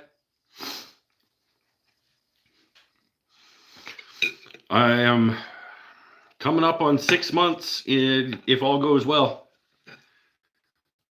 If nothing changes, I'm 6 months as of February 10th.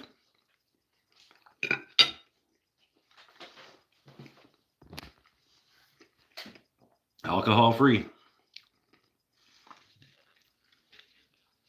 Gwen Stefani likes old bathwater. Yeah, well, that tracks. Wasn't she married to Gavin Rosdale?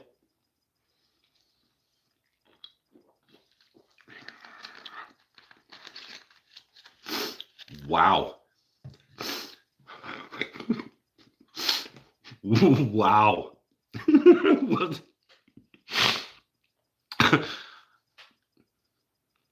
Not surprised.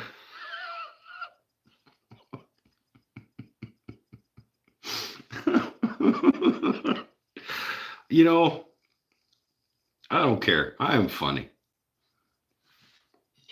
I'm funnier than Melissa Davenport, or whatever the shit her name was.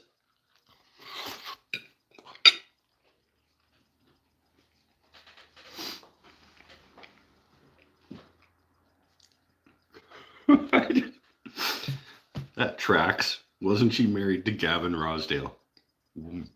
That was funny.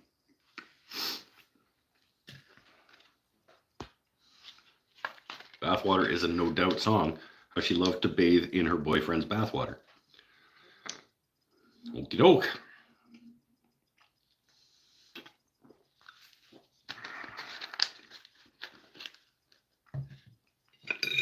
But everybody can like what they like. That's one of the things that I say on the show. Why everybody can like what they like. Marv can pay for feet stuff. Gwen Stefani can...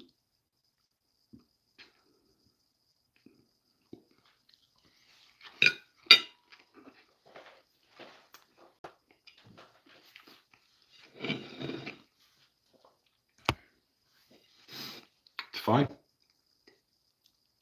Everybody can like what they like, except tomato soup and live edge furniture. Not allowed to like those things, but anything else.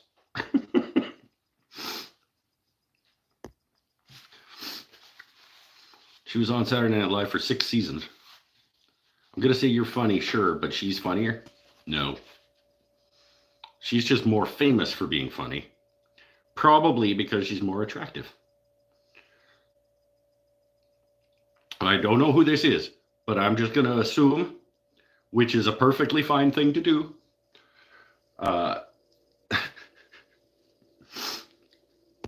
And she might have been on SNL for 6 seasons, but it was after SNL stopped being funny.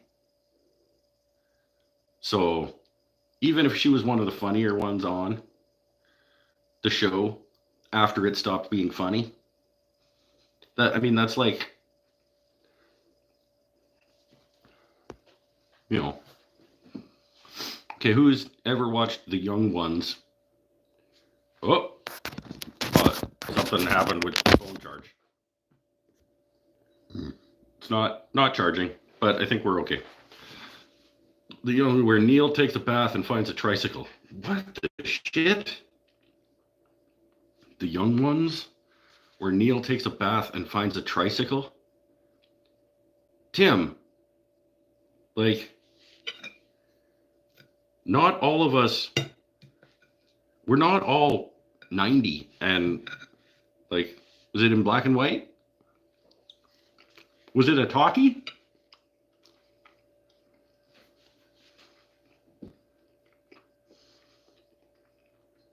You'll know who she is if you Google her name. Villasenor. Senor. Geez, might be better looking. I know, right? Idiot.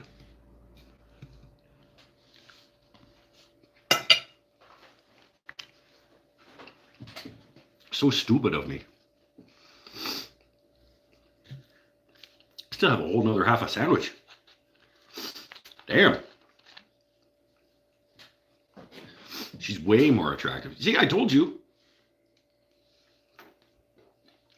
So she can get away with not being as funny.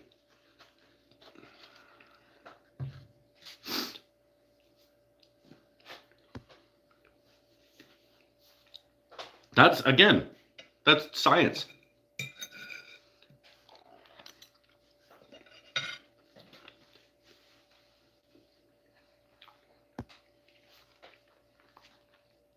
Mike, why are you still here? I'm still eating. I thought you said you were going to leave until I was done eating.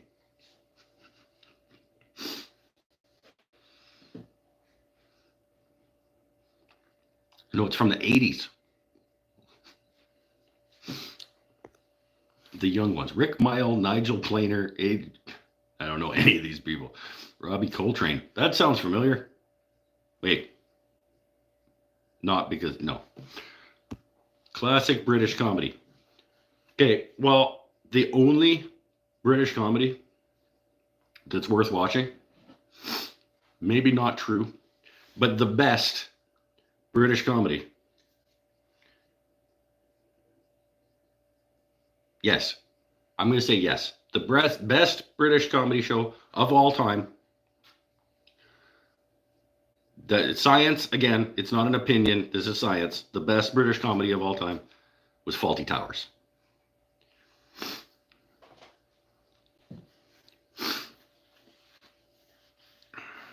Monty Python was why I paused, Marv. I paused as I was about to say it because Monty Python is a close second.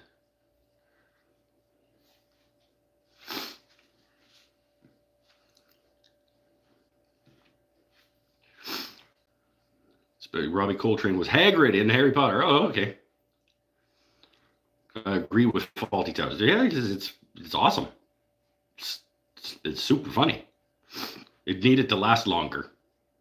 I'm not sure why it didn't last longer, if it was only supposed to last that long, or maybe John got sick of it, but that was a funny show. It was only like 13 episodes. Yeah, I know, right? It was like,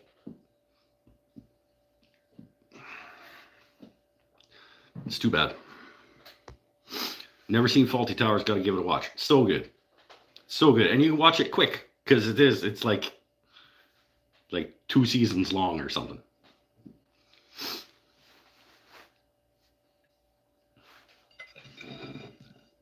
But every one. There's no like weak links in the whole series. Every episode is.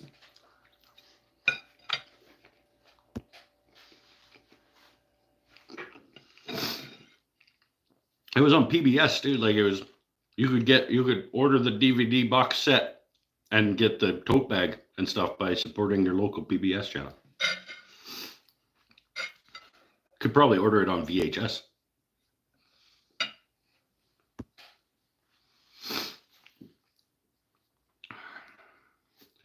Isn't Fawlty Towers only one or two? Yeah, I know.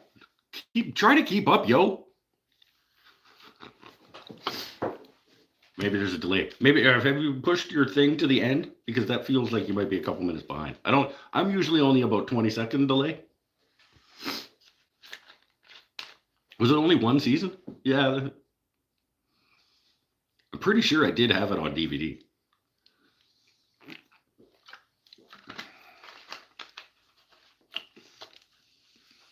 I might still. Somewhere in one of those flip books.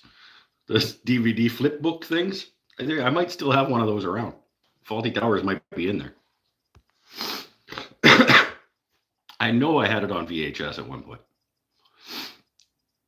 If anyone cares, that plane is still making me twitchy. I totally forgot. This one? This one right here?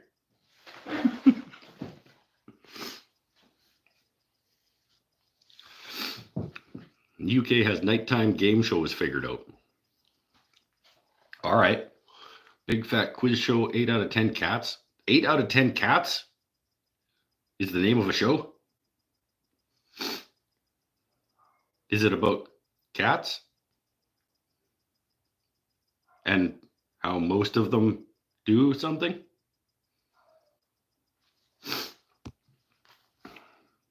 Gretchen, how are you doing, my friend? We were just talking about you. Well, not just, but while I was cooking, we were talking about you a little bit. If anybody's wondering what Gretchen did today, we have not spoken, but I know what she did today. Gretchen watched approximately 9 hours of Mike's Wooden Things and Stuff's back catalog today.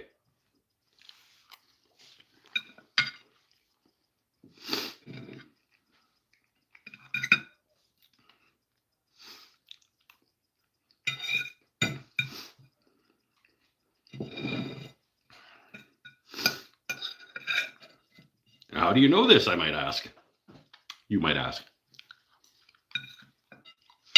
Because every 17 minutes, all day today, I was getting notification that Gretchen commented on another one of my videos.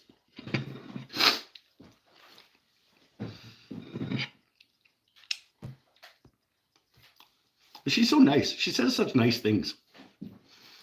Not like most of you jerks. Trust me, it's awesome. Imagine a game show that is only semi-serious enough that a guy will just derail the whole show with one comedy bit. Okay.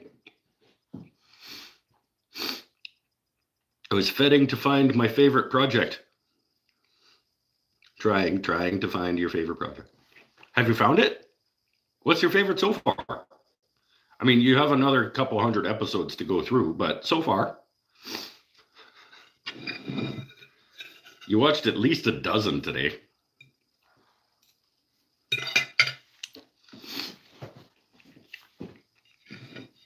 Should have seen my sandwich. Well, you still can. You can see this half.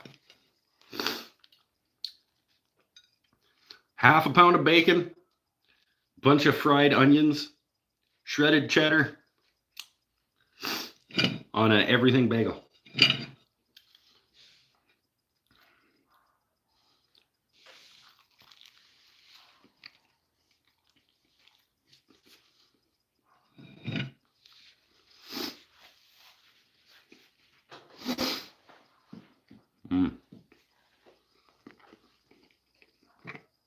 So far, the picture frame.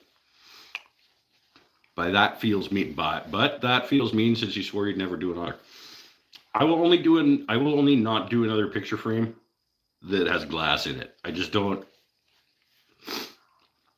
Unless I get somebody else to cut the glass for me, I'm never cutting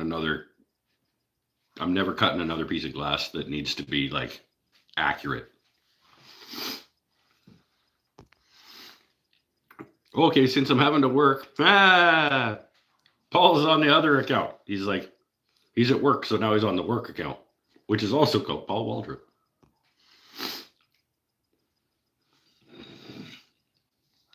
This is why you're in my food playlist too. Yeah, this is a good sandwich. This was a good decision.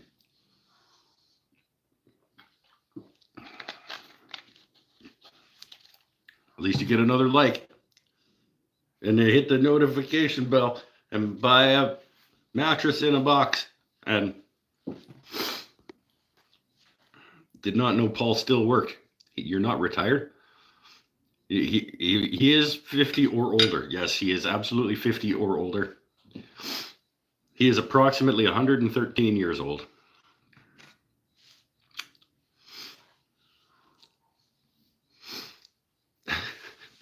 You know, it just feels that way sometimes, right, Paul?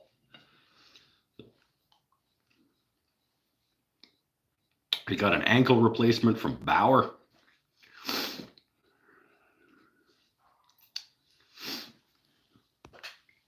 Don't forget to comment. That's right. And smash that.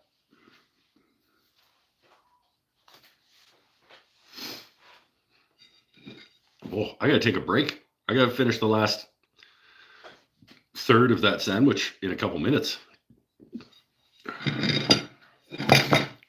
I'm glad I didn't have any more potatoes. Remember when I was like, geez, that's not a lot of potatoes. I'm glad I didn't have any more potatoes than that. Whew, I'm myself a smokerette.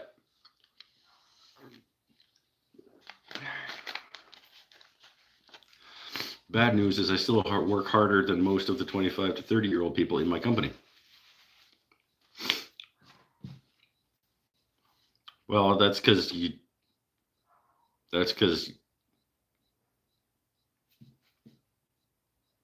that's on you, my friend. You don't have to.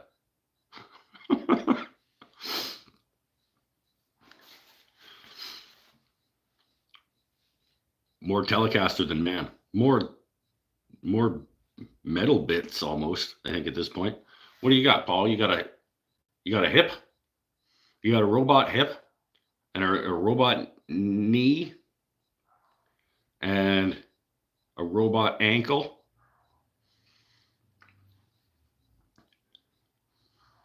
And none of them are any good because you got them at Harbor Freight.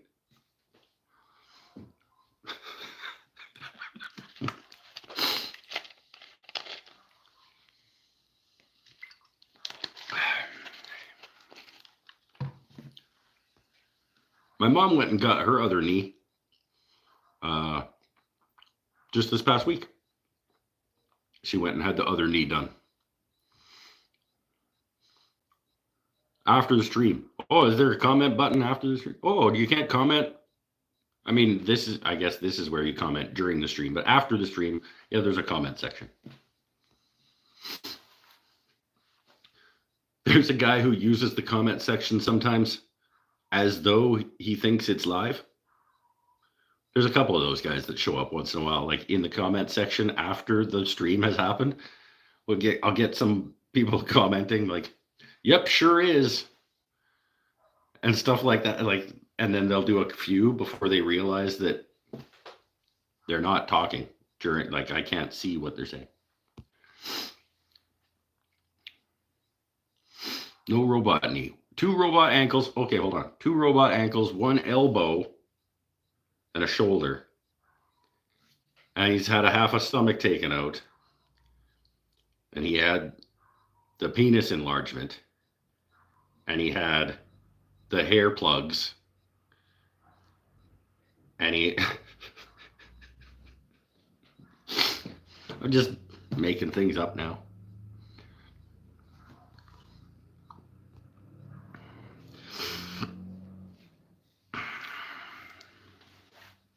Maybe it lets you add to the live chat, but puts it in the comments. No, I don't think so. I think there's just some people just like, they don't realize that it's not happening right then as they're watching it, and they start typing. Well, go to last week's live and look in the comment section. There's a guy that's like, romper room.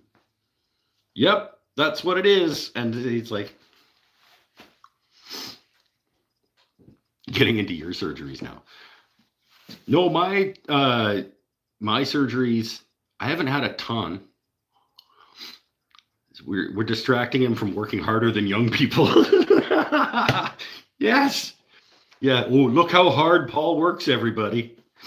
He's in here talking about how much harder he works than everybody else while he's watching YouTube while he's working. What have I had for surgeries? I had my face.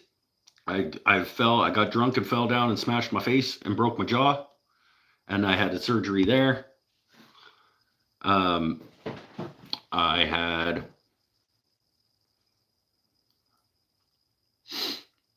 that was the only like major one.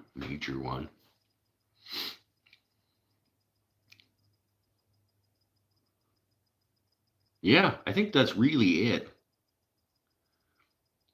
In terms of like actual like anesthesia and the whole bit, where they had to wire my jaw shut. The best diet in the world, by the way. If you guys ever want to lose weight, get drunk, fall down, smash your face, get it wired shut, and have good teeth, because I couldn't get like solid food in through the, so I had to live off like soup broth and Carnation instant breakfast for 6 weeks. And I lost like 60 pounds.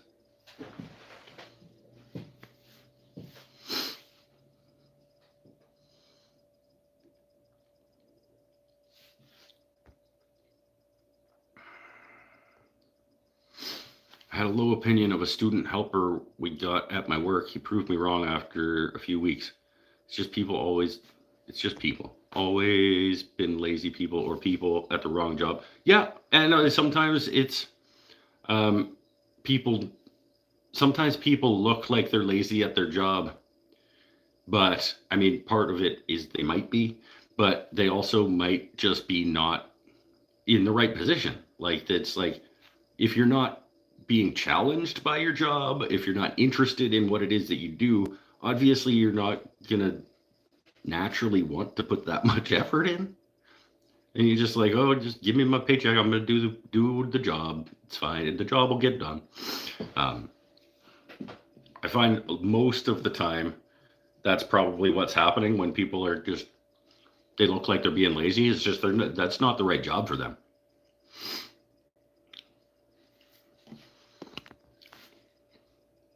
Half stomach is good weight loss also. Yeah, I imagine.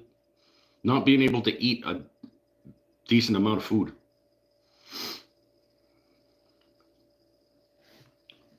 Only being able to eat like a chicken nugget sized piece of meat at a time. Yeah, that'd probably be good weight loss. I'm gonna have a smokerette. That'll be the first one tonight, I think. That's a long time into a show without having a cigarette. 2 hours. Oh, good sandwich. Oh, I gotta finish that. Oh.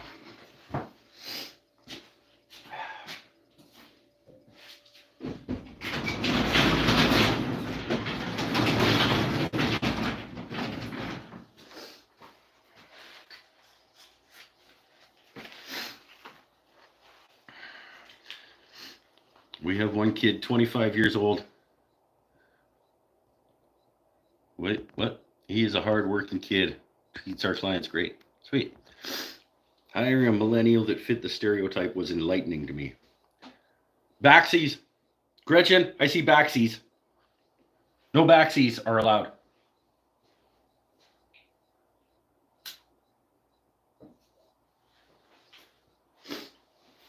Was it just backsies because you made a typo and you didn't want me to make fun of your typo? Do you still use your vape box or are you smoking cigs? Both.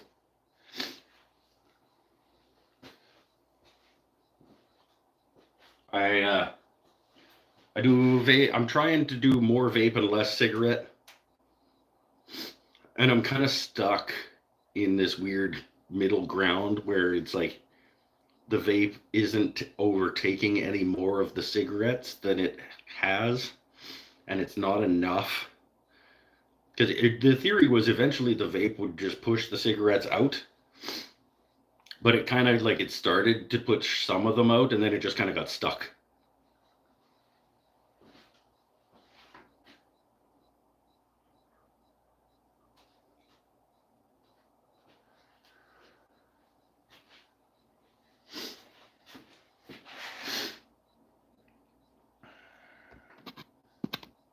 I hate typos. I don't.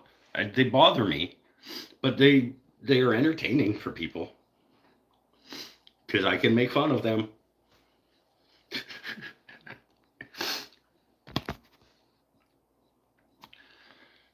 I'm frustrated that I'm right on the edge of Gen X and Millennial. You're a mix of both.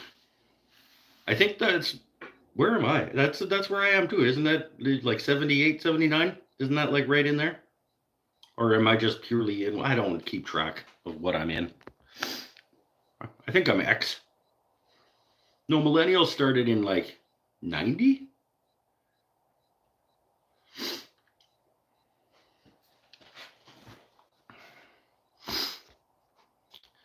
I hate autocorrect when I type things. No, millennial can't be 90.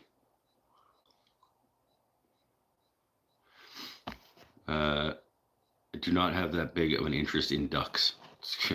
I don't have autocorrect on any of my things because I know how to use my own words. Thank you very much. You got to be more rude when you ask about vape. Are you posing while throwing up spice signs and blowing out bubblegum pink smoke? What? I don't even know what a spice sign is.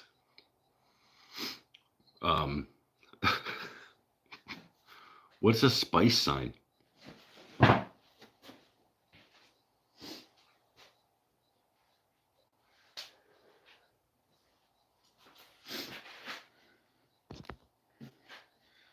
I am last year boomer. Yeah. 1963.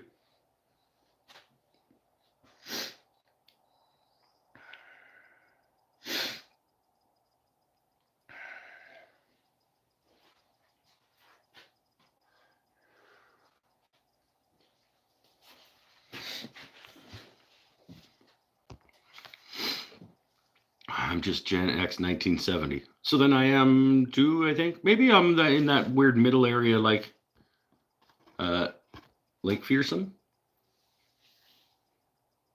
I don't know when they go from and to. Because it's just nonsense anyway. Like we all know that the boomers that wrecked everything. and the millennials.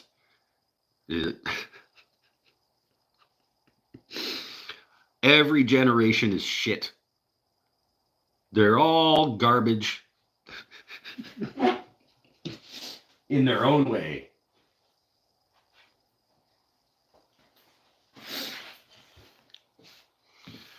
Ingrid is on day 8 in recovery from weed. Sweet. I haven't smoked weed in a long time. It just didn't. I tried. I gave it a good go. I smoked a lot of weed in high school and like early 20s. A lot.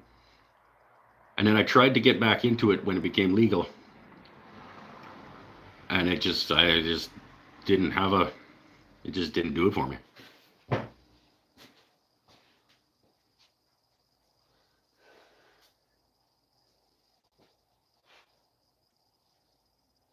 I wanted it to. I was excited. I could go to the store and I could pick through all of the choices.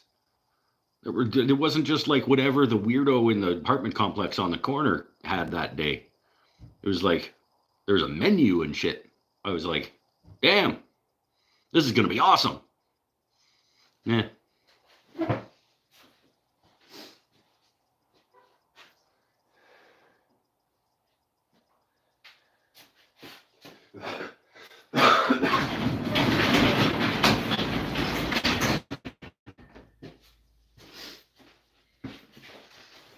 Mikey B was there when I gave it a good college try a couple of times. We were doing game night, like weekly games night in my kitchen, and I was giving it a good go. I went and got all of the options, not all of them, but I got a bunch of options, and I would try them. And no, they were either like get too stoned or not stoned enough, or they do nothing, or the nothing. I couldn't find one that actually did what I wanted it to do.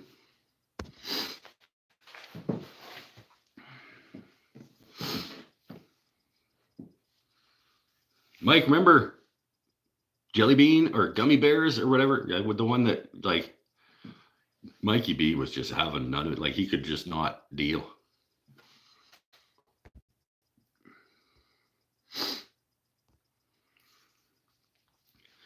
Yeah, like it was too much for him for sure.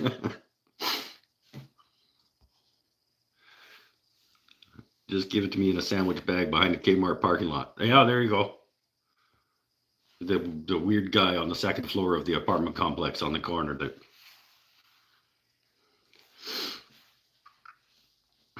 was super sketchy.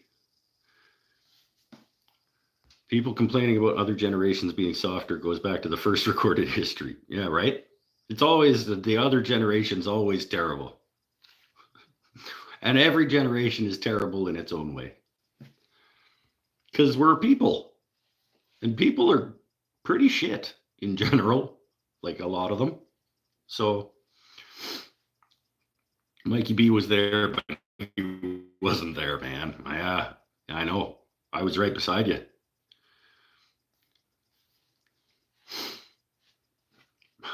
it was pretty funny. You just like could not. Daughter made brownies about a year ago. Didn't say anything about them. Oh, I remember this story. Yeah, you told this story at the time, I think. I mean, and you just were eating them and didn't know.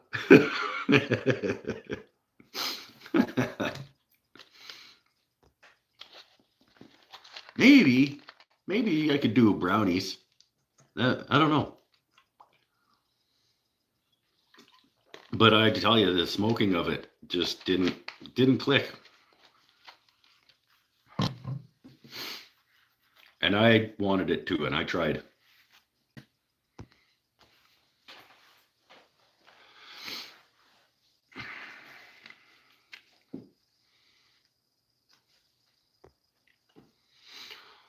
Oh, I feel heavy. That was a big sandwich, and it's not done. I'm gonna finish it because I can't just throw it out. Like, it's a good sandwich.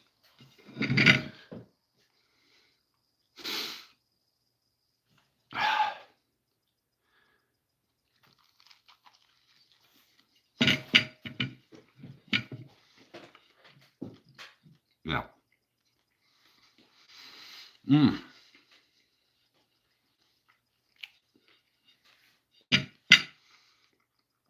It looks yum. Yeah, I made it over in the nutrition nook. It's like a half a pound of bacon and a half an onion fried up in some chili infused olive oil and a bunch of shredded cheddar mix, cheddar blend. Yeah.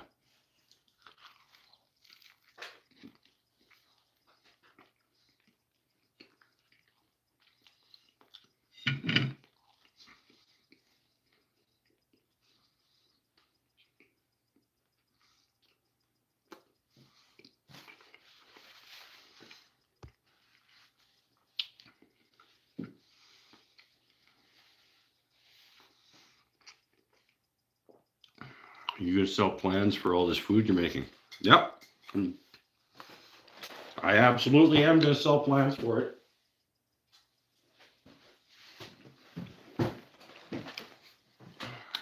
Because that's what Matthias would do. And if you're gonna be a real YouTuber, gotta sell plans for everything.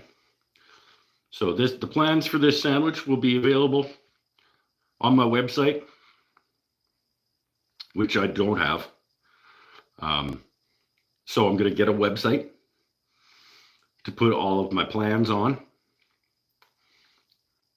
and they will be for sale. You too can learn how to make this sandwich, or like an idiot, I have taught it to you for free tonight here on the show. And so why would you ever pay for the plans?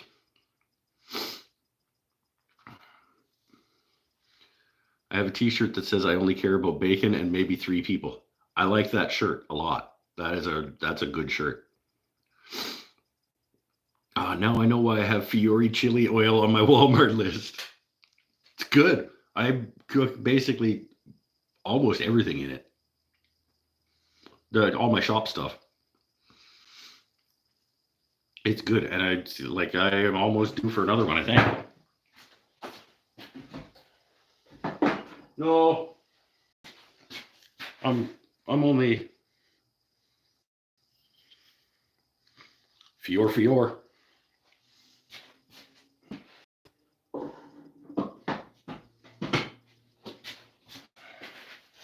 Hashtag not sponsored. But if Fiore wants to reach out and hook me up, I will take that sponsorship.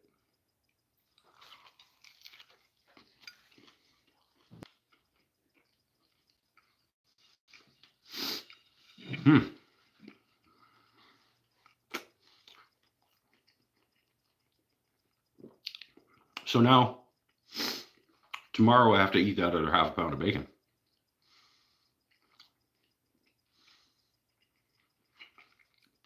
Because it's just sitting in there, like open in the fridge. I'm going to have to eat it.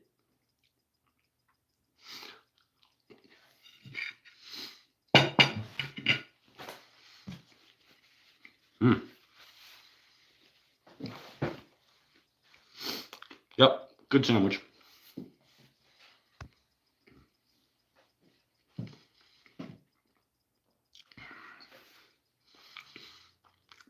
Okay, done fixing the server. Gonna log out and hit the bed in case they decide to wake me up at 2:30 like they did this morning. Well, if you fixed it properly, then it wouldn't be broken again at 2:30 in the morning, would it, Paul? You're fixing it. We have 85 clients. Oh, okay, so somebody else is gonna.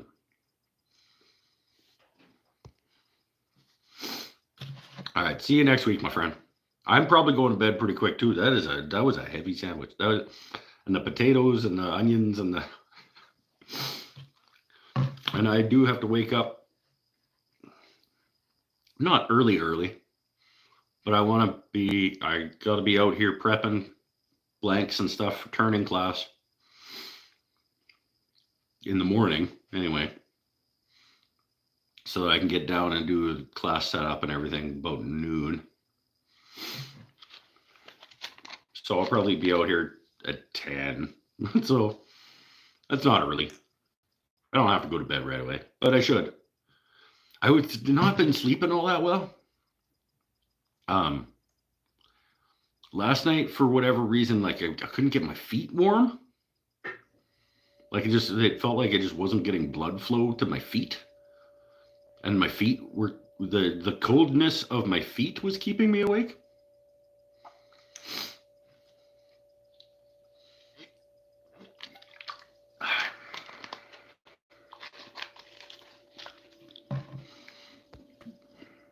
But now I'm just complaining. Now I'm just old man yells at cloud.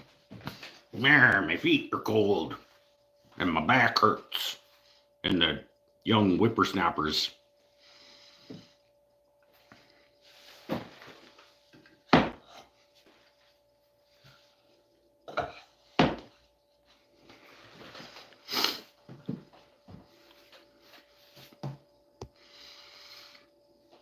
Oh. Anybody got anything that they really want to talk about? Because I could wrap it up. Those whippersnappers are, yeah, damn right.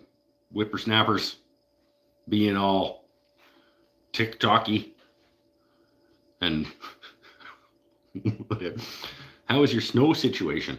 It's none. I know they did get some just north of us, but we didn't get any. Did you guys get a dump, Sean? A buildup in the arteries can cause poor blood flow and cold extremities. Well, it's a good thing that I have super clean arteries.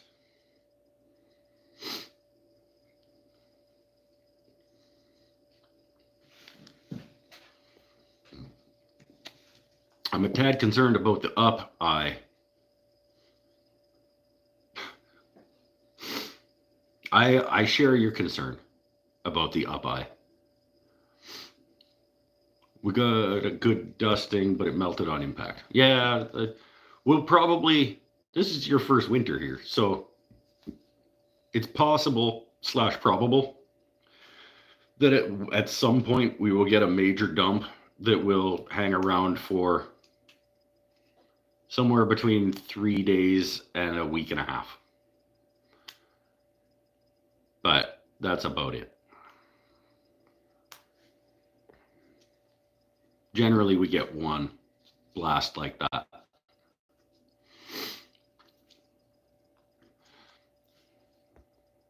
West Shore got more than we did on the peninsula. Yeah, well, it always does, I think. Upcoming tariffs and my box order. I don't expect person-to-person shipping will have much of an issue. I don't know what's going on, really. I wasn't at the press conference tonight, obviously, so. Hi from Vancouver, British Columbia. Hi, Mark. That's just over there. I couldn't hit it with a rock, but I could get there on a boat. And a little drive.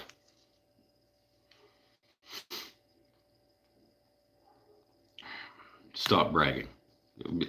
Bragging? I think I got more bragging rights than he does. I mean, he has to live in Vancouver. I get all the benefits of the I get all the benefits of the temperateness, sure, of living in the region without having to be in the big city that's annoying.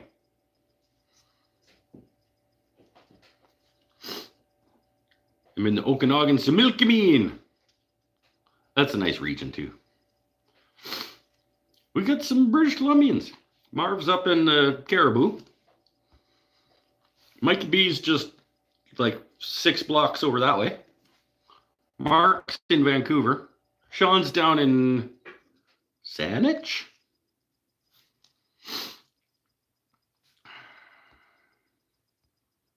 Super clean from all that bacon. Yeah, that's if you want clean arteries that will make things flow nicely. Extra bacon. I'm in Maryland. Yeah, just outside Pittsfield.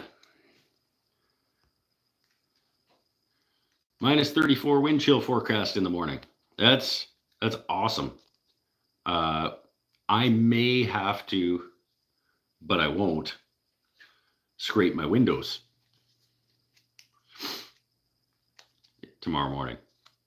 I won't though. I'll just start my truck and then just like leave it for a couple minutes.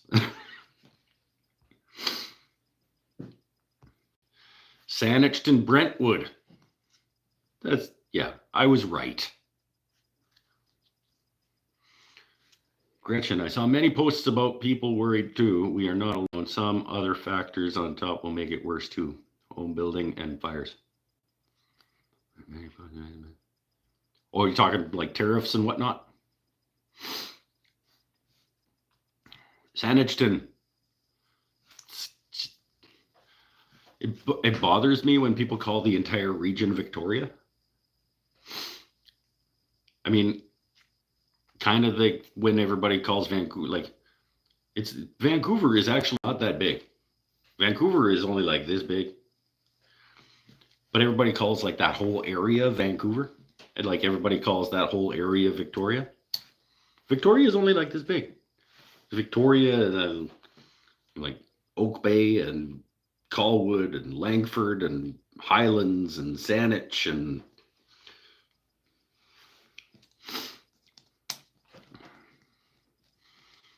everybody's like, oh, it's in Victoria. Like even Lee Valley calls it the Victoria store.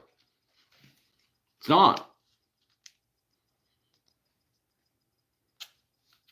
I'm going to call my boy Rob at Lee Valley and be like, look, Rob, it's not the Victoria store. Stop calling it that. It's in Colwood.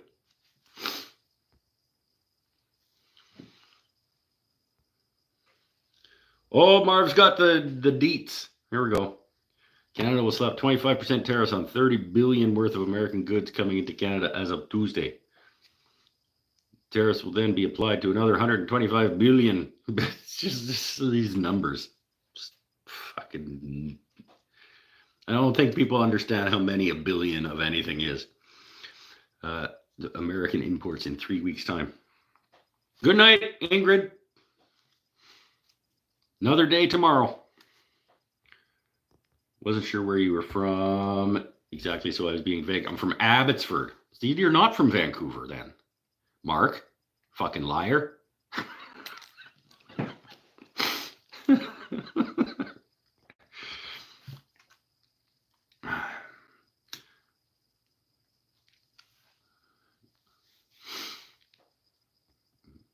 Grew up in North Dakota. I've been there. I grew up in Saskatchewan. So yeah, I totally understand.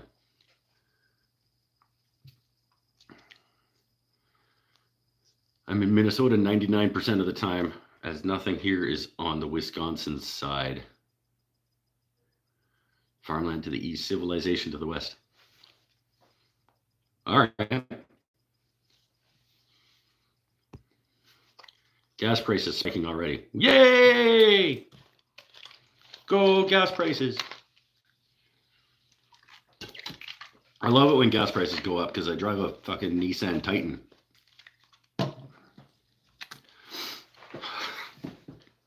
It's not that bad on gas, honestly, for the size of the vehicle, but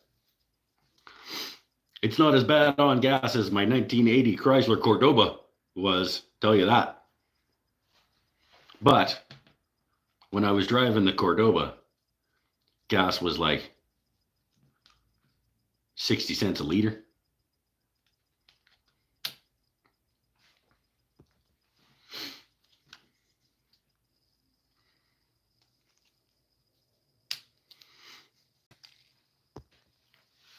Oh, I think we may be just getting this wrapped up. I'm feeling pretty sluggish. That sandwich and potatoes was good, but it was pretty heavy. I don't want to go to sleep knowing that plane is still wonky. Which, yeah, put it back. Pay attention.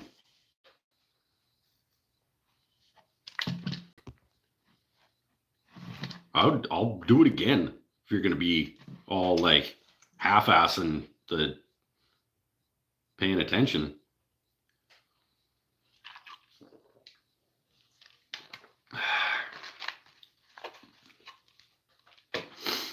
I had a Prius and gas was not a problem. Yeah, I imagine.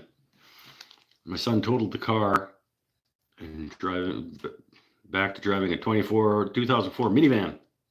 Oh, okay.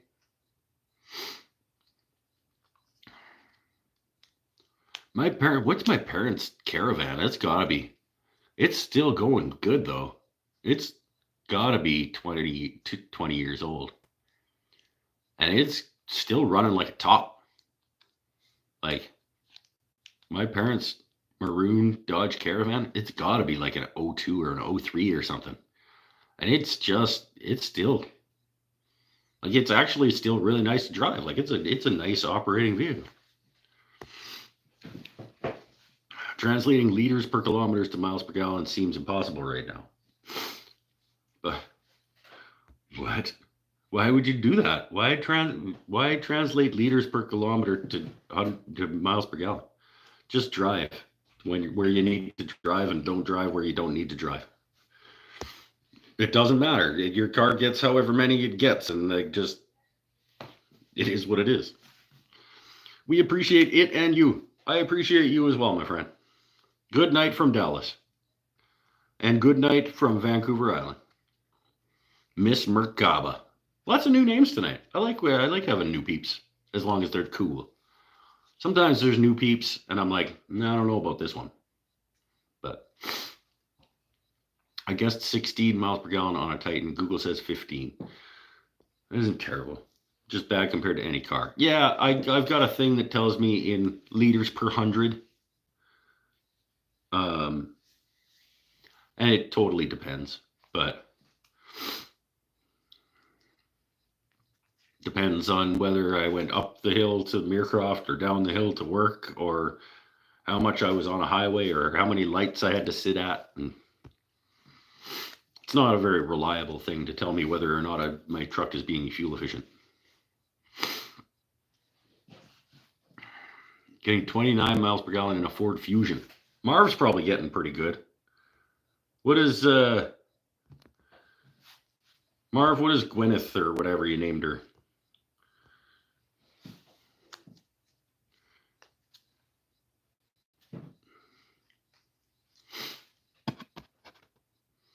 I'm to keep my circle small so it's a triangle. All right.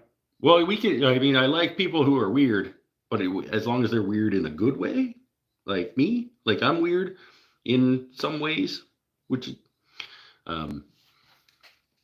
everybody here has their own little weirdness, but it's like it all works. Rhonda, sorry, 5.8 liter per 100 kilometer, and that's in American. What is that?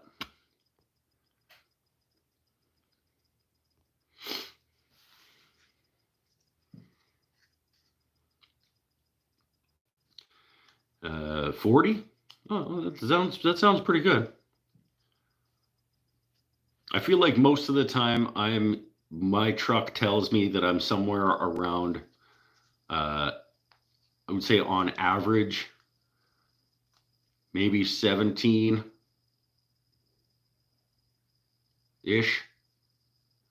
liters per 100 whatevers. Sometimes as low as like 9, but depends.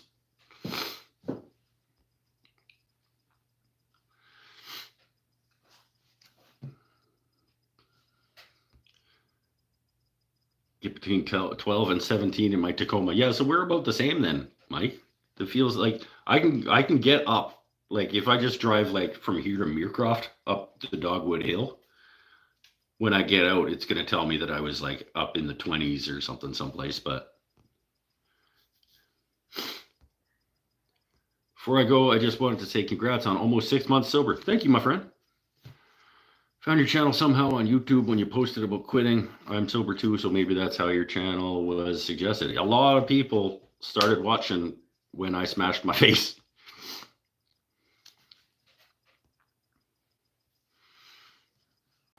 Honda Accords get 36 to 40. When in parking lot and seeing the roof height, you notice. Yeah, it's a sleek little mobile. Sexy even. It's a good point. It makes you look better. Wife's little Mazda thing is probably pretty good on gas. That's a sleek little mobile.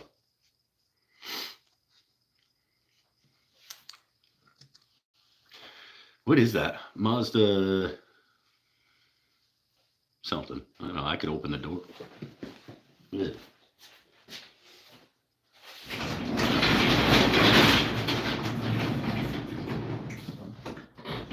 CX. My wife's got a Mazda CX-3. 2023. It's pretty new. She got it last year, and it was brand new, so it was probably a 2023. No, 2 years ago. I don't know how long we've had that car. Mikey B would know. Mike, how long have we had that Mazda?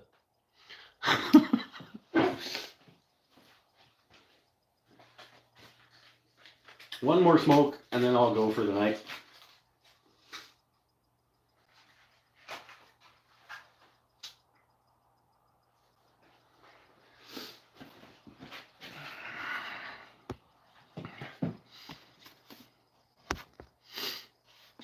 Oh.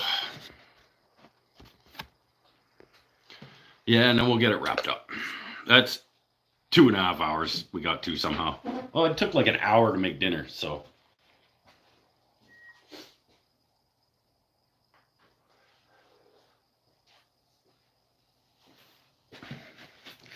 This is a pretty good bagel, by the way. D'Italiano Gusto. Not sponsored, but a pretty good bagel.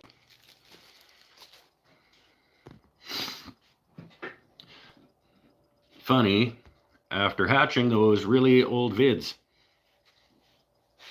See, it's funny. Looking at your chisel holder. Of course it's not there because now the plane wall. Yep, it used to be over there.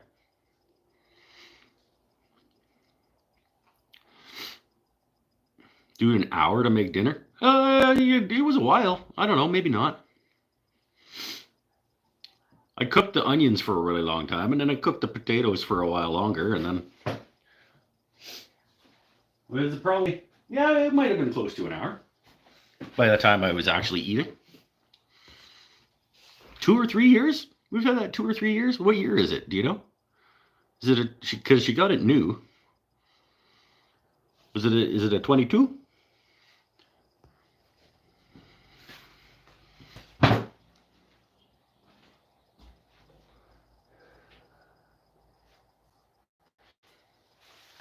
I like how I have to ask my friend Mike what the car is that's parked in my driveway, because he pays attention to that kind of shit. Fair, I only saw the sandwich. Yeah, well, I did. I fried the onions, and I like my onions to not have crunch left. So I cooked them down, moved them over to the other pan to stay warm, and then I started cooking the potatoes. And they take a little while to soften up and crispy up. Because they got to get soft, and then they got to get back to crisp. And then the bacon.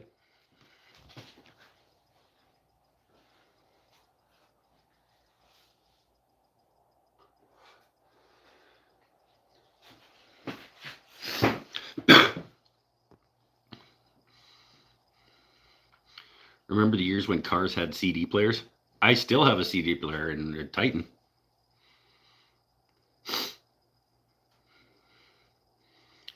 remember the years when cars had CD changers in the trunk? You put like the 6-pack CD changer in the trunk.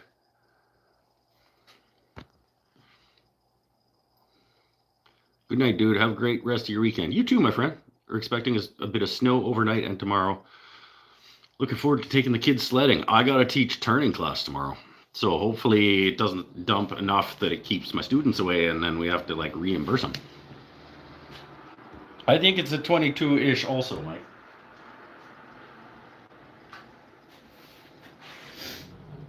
Your car doesn't have keys. My car has a key, but it's inside the fob, and I think it can only open the door. I don't think you can start the truck with the actual key.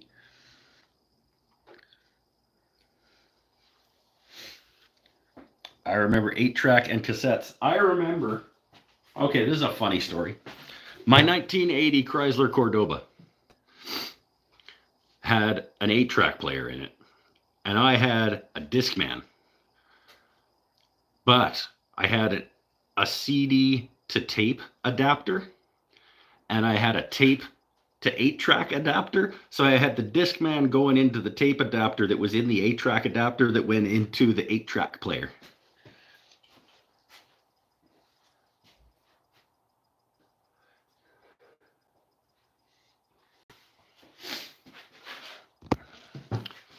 So as a former journalist, what stands out the most in the comments to you? Spelling. Well, most of what you just said is annoying. First of all, the S needs to be capitalized. You got too many periods in that ellipses, and it's not an ellipses because it doesn't go to anything except faces. There's a comma splice there.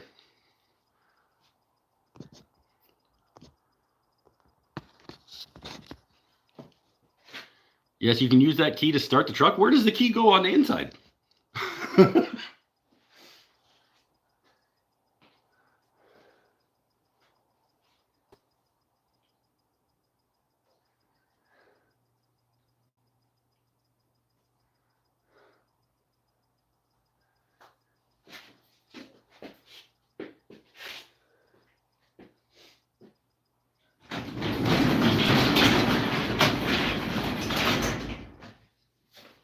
Somebody on the Q&A video asked a question. He just said something about like, I'm also a journalist. I'd love to hear about your journalism career. And I was like, well, that's not a question. Like, do you have a specific question about it that you would like to ask?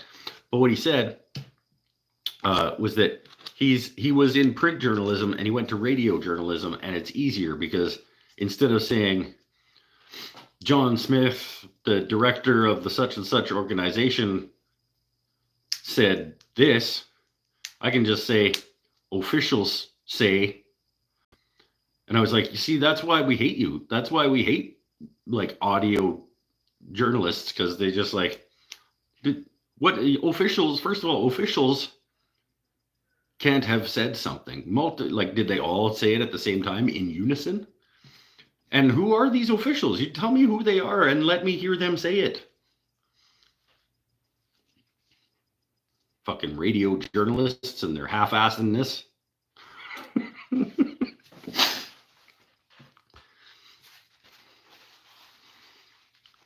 I want to hear John Smith with the Department of whatever actually say the words.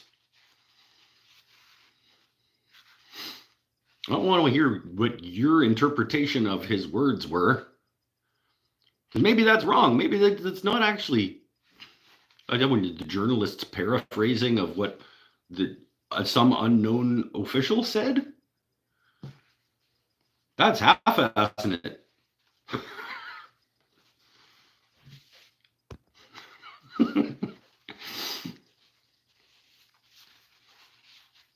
The corner part of my outer door handle can be ripped off. Mine is ripped off, my driver's side. And the key fob cracks open to reveal key. Yeah. My key cover part of my door handle on my driver's side has fallen off, so that keyhole is actually exposed. I can get a new one eventually, maybe, but not in a big hurry.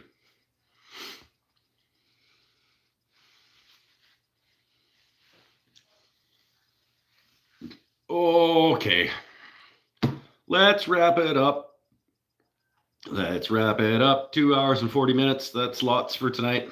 I'm full for the first time in quite a while, actually, that I've actually felt like full of food.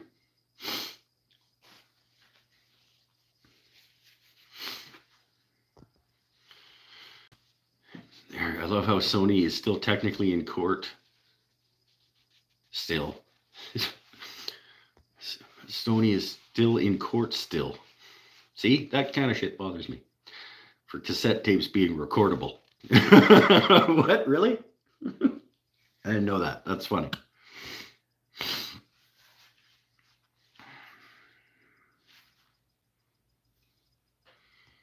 Glad you've eaten enough food. That was absolutely enough food. Yep. I feel sleepy time coming. Yes, agreed. Salads are very filling. The only good type of salad, well, Caesar salad is okay. But a good chef salad that's more meat and cheese and boiled egg and dressing than lettuce, also good. Make a chef salad. You boil up a couple of eggs, hard-boiled eggs. You put a layer of lettuce down, and then you put like crumbled up like ham and turkey and bacon and the boiled eggs and a bunch of shredded cheese, and then you cover it in ranch dressing. That's a pretty good salad.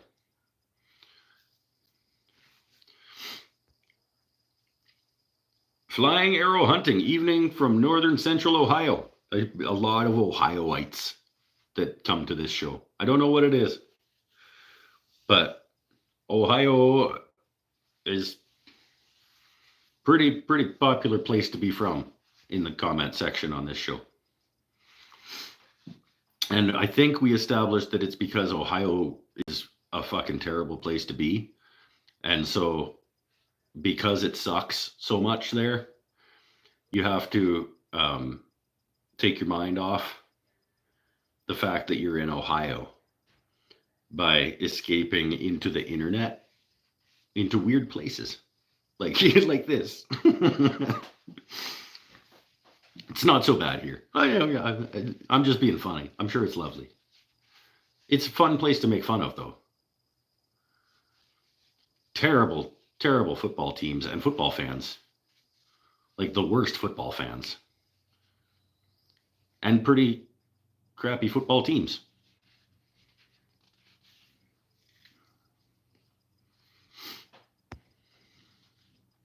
And don't start with the Ohio State football team, okay?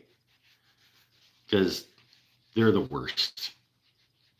And their fans are the worst.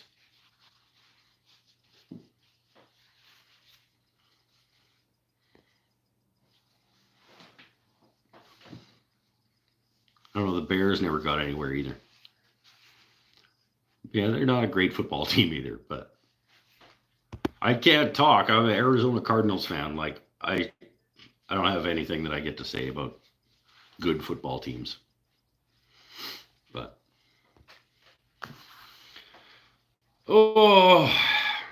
okay, that's it. I gotta go. I'm heavy. I'm full. And I gotta go to bed. Because I gotta wake up and prep for turning class tomorrow. Next week, what am I doing? I make some more holders for the cleat wall. And maybe start on my friend Gretchen's box next week. Gretchen, we need to talk about your box. How about if it's made out of the twisted cherry?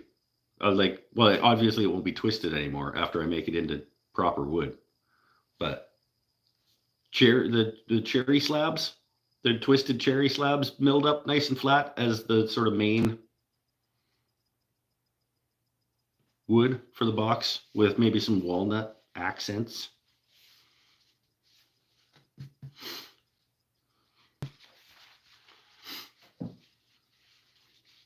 All right, later, Sean. Ohio has the Rock and Roll Hall of Fame. You sure? I mean, they had to give it something. Was it a couple weeks ago we were talking about how like even natural disasters just go around? Because they're like even fire and floods and stuff are like, no, they've got it bad enough. Let's just we'll go the other way.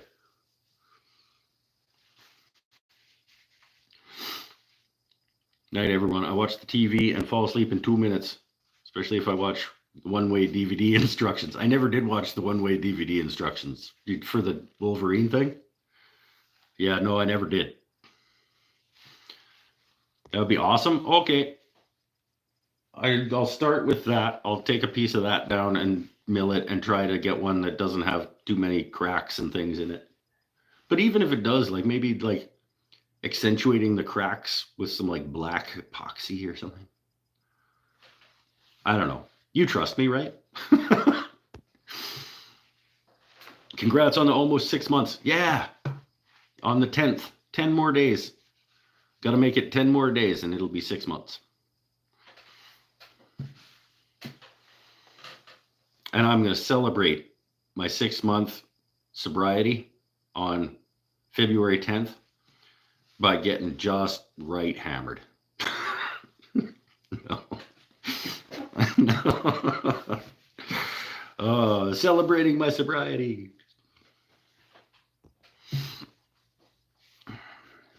I'm excited. I trust you. Okay, good. I will. Hopefully it'll be nice. I was going to say it'll be nice, but it's like, we'll see.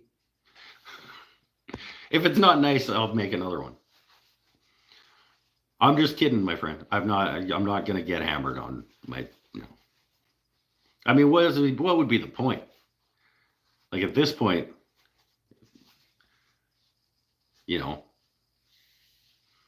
I just don't see I still want to, like, pretty frequently. It's weird that the cravings for drinking are coming in weird times now. Like they're less frequent and whatever, but it's not even really like, wow, I've had a really stressful day, I want to have some drinks. Now it's just like they just come at random times. Like just be in the middle of doing something and be like, sure, it would be nice to have like 9 beer right now. Just out of nowhere. It's weird. But keep on keeping on. Like you would think that the cravings would come at times where I used to, like where traditionally, like at band practice when I used to drink. I don't really like miss it at band practice. I miss it at just like randomly weird times in the middle of an afternoon, just doing work or playing video games or something. I'll just be like, damn, I want to have some drinks just out of nowhere. It's weird.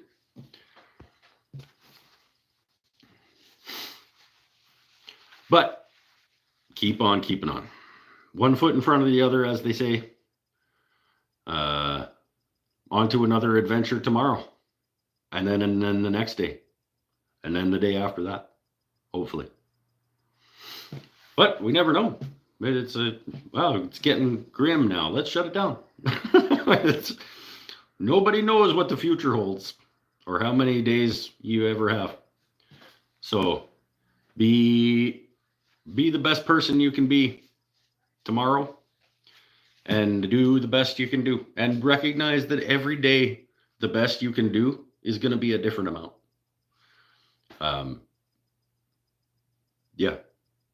Your best is not going to be the same every day. Some days your best isn't as good as it is other days, but as long as you're doing your best that you can that day, that's all you can do. Stay happy, stay healthy, stay safe, everybody. On that note, I am out. Bye for now. Go watch those videos I was telling you about. The one that went out today with the box giveaway and the Q&A that went out a couple weeks ago that I need questions because I want to record the February Q&A and I can't do that until I have enough questions to fill a Q&A video. So go watch that. and then answer the question. Answer the question by asking the question. You know what I mean. Bye for now. Thanks, everybody. Next, same time, same place next week.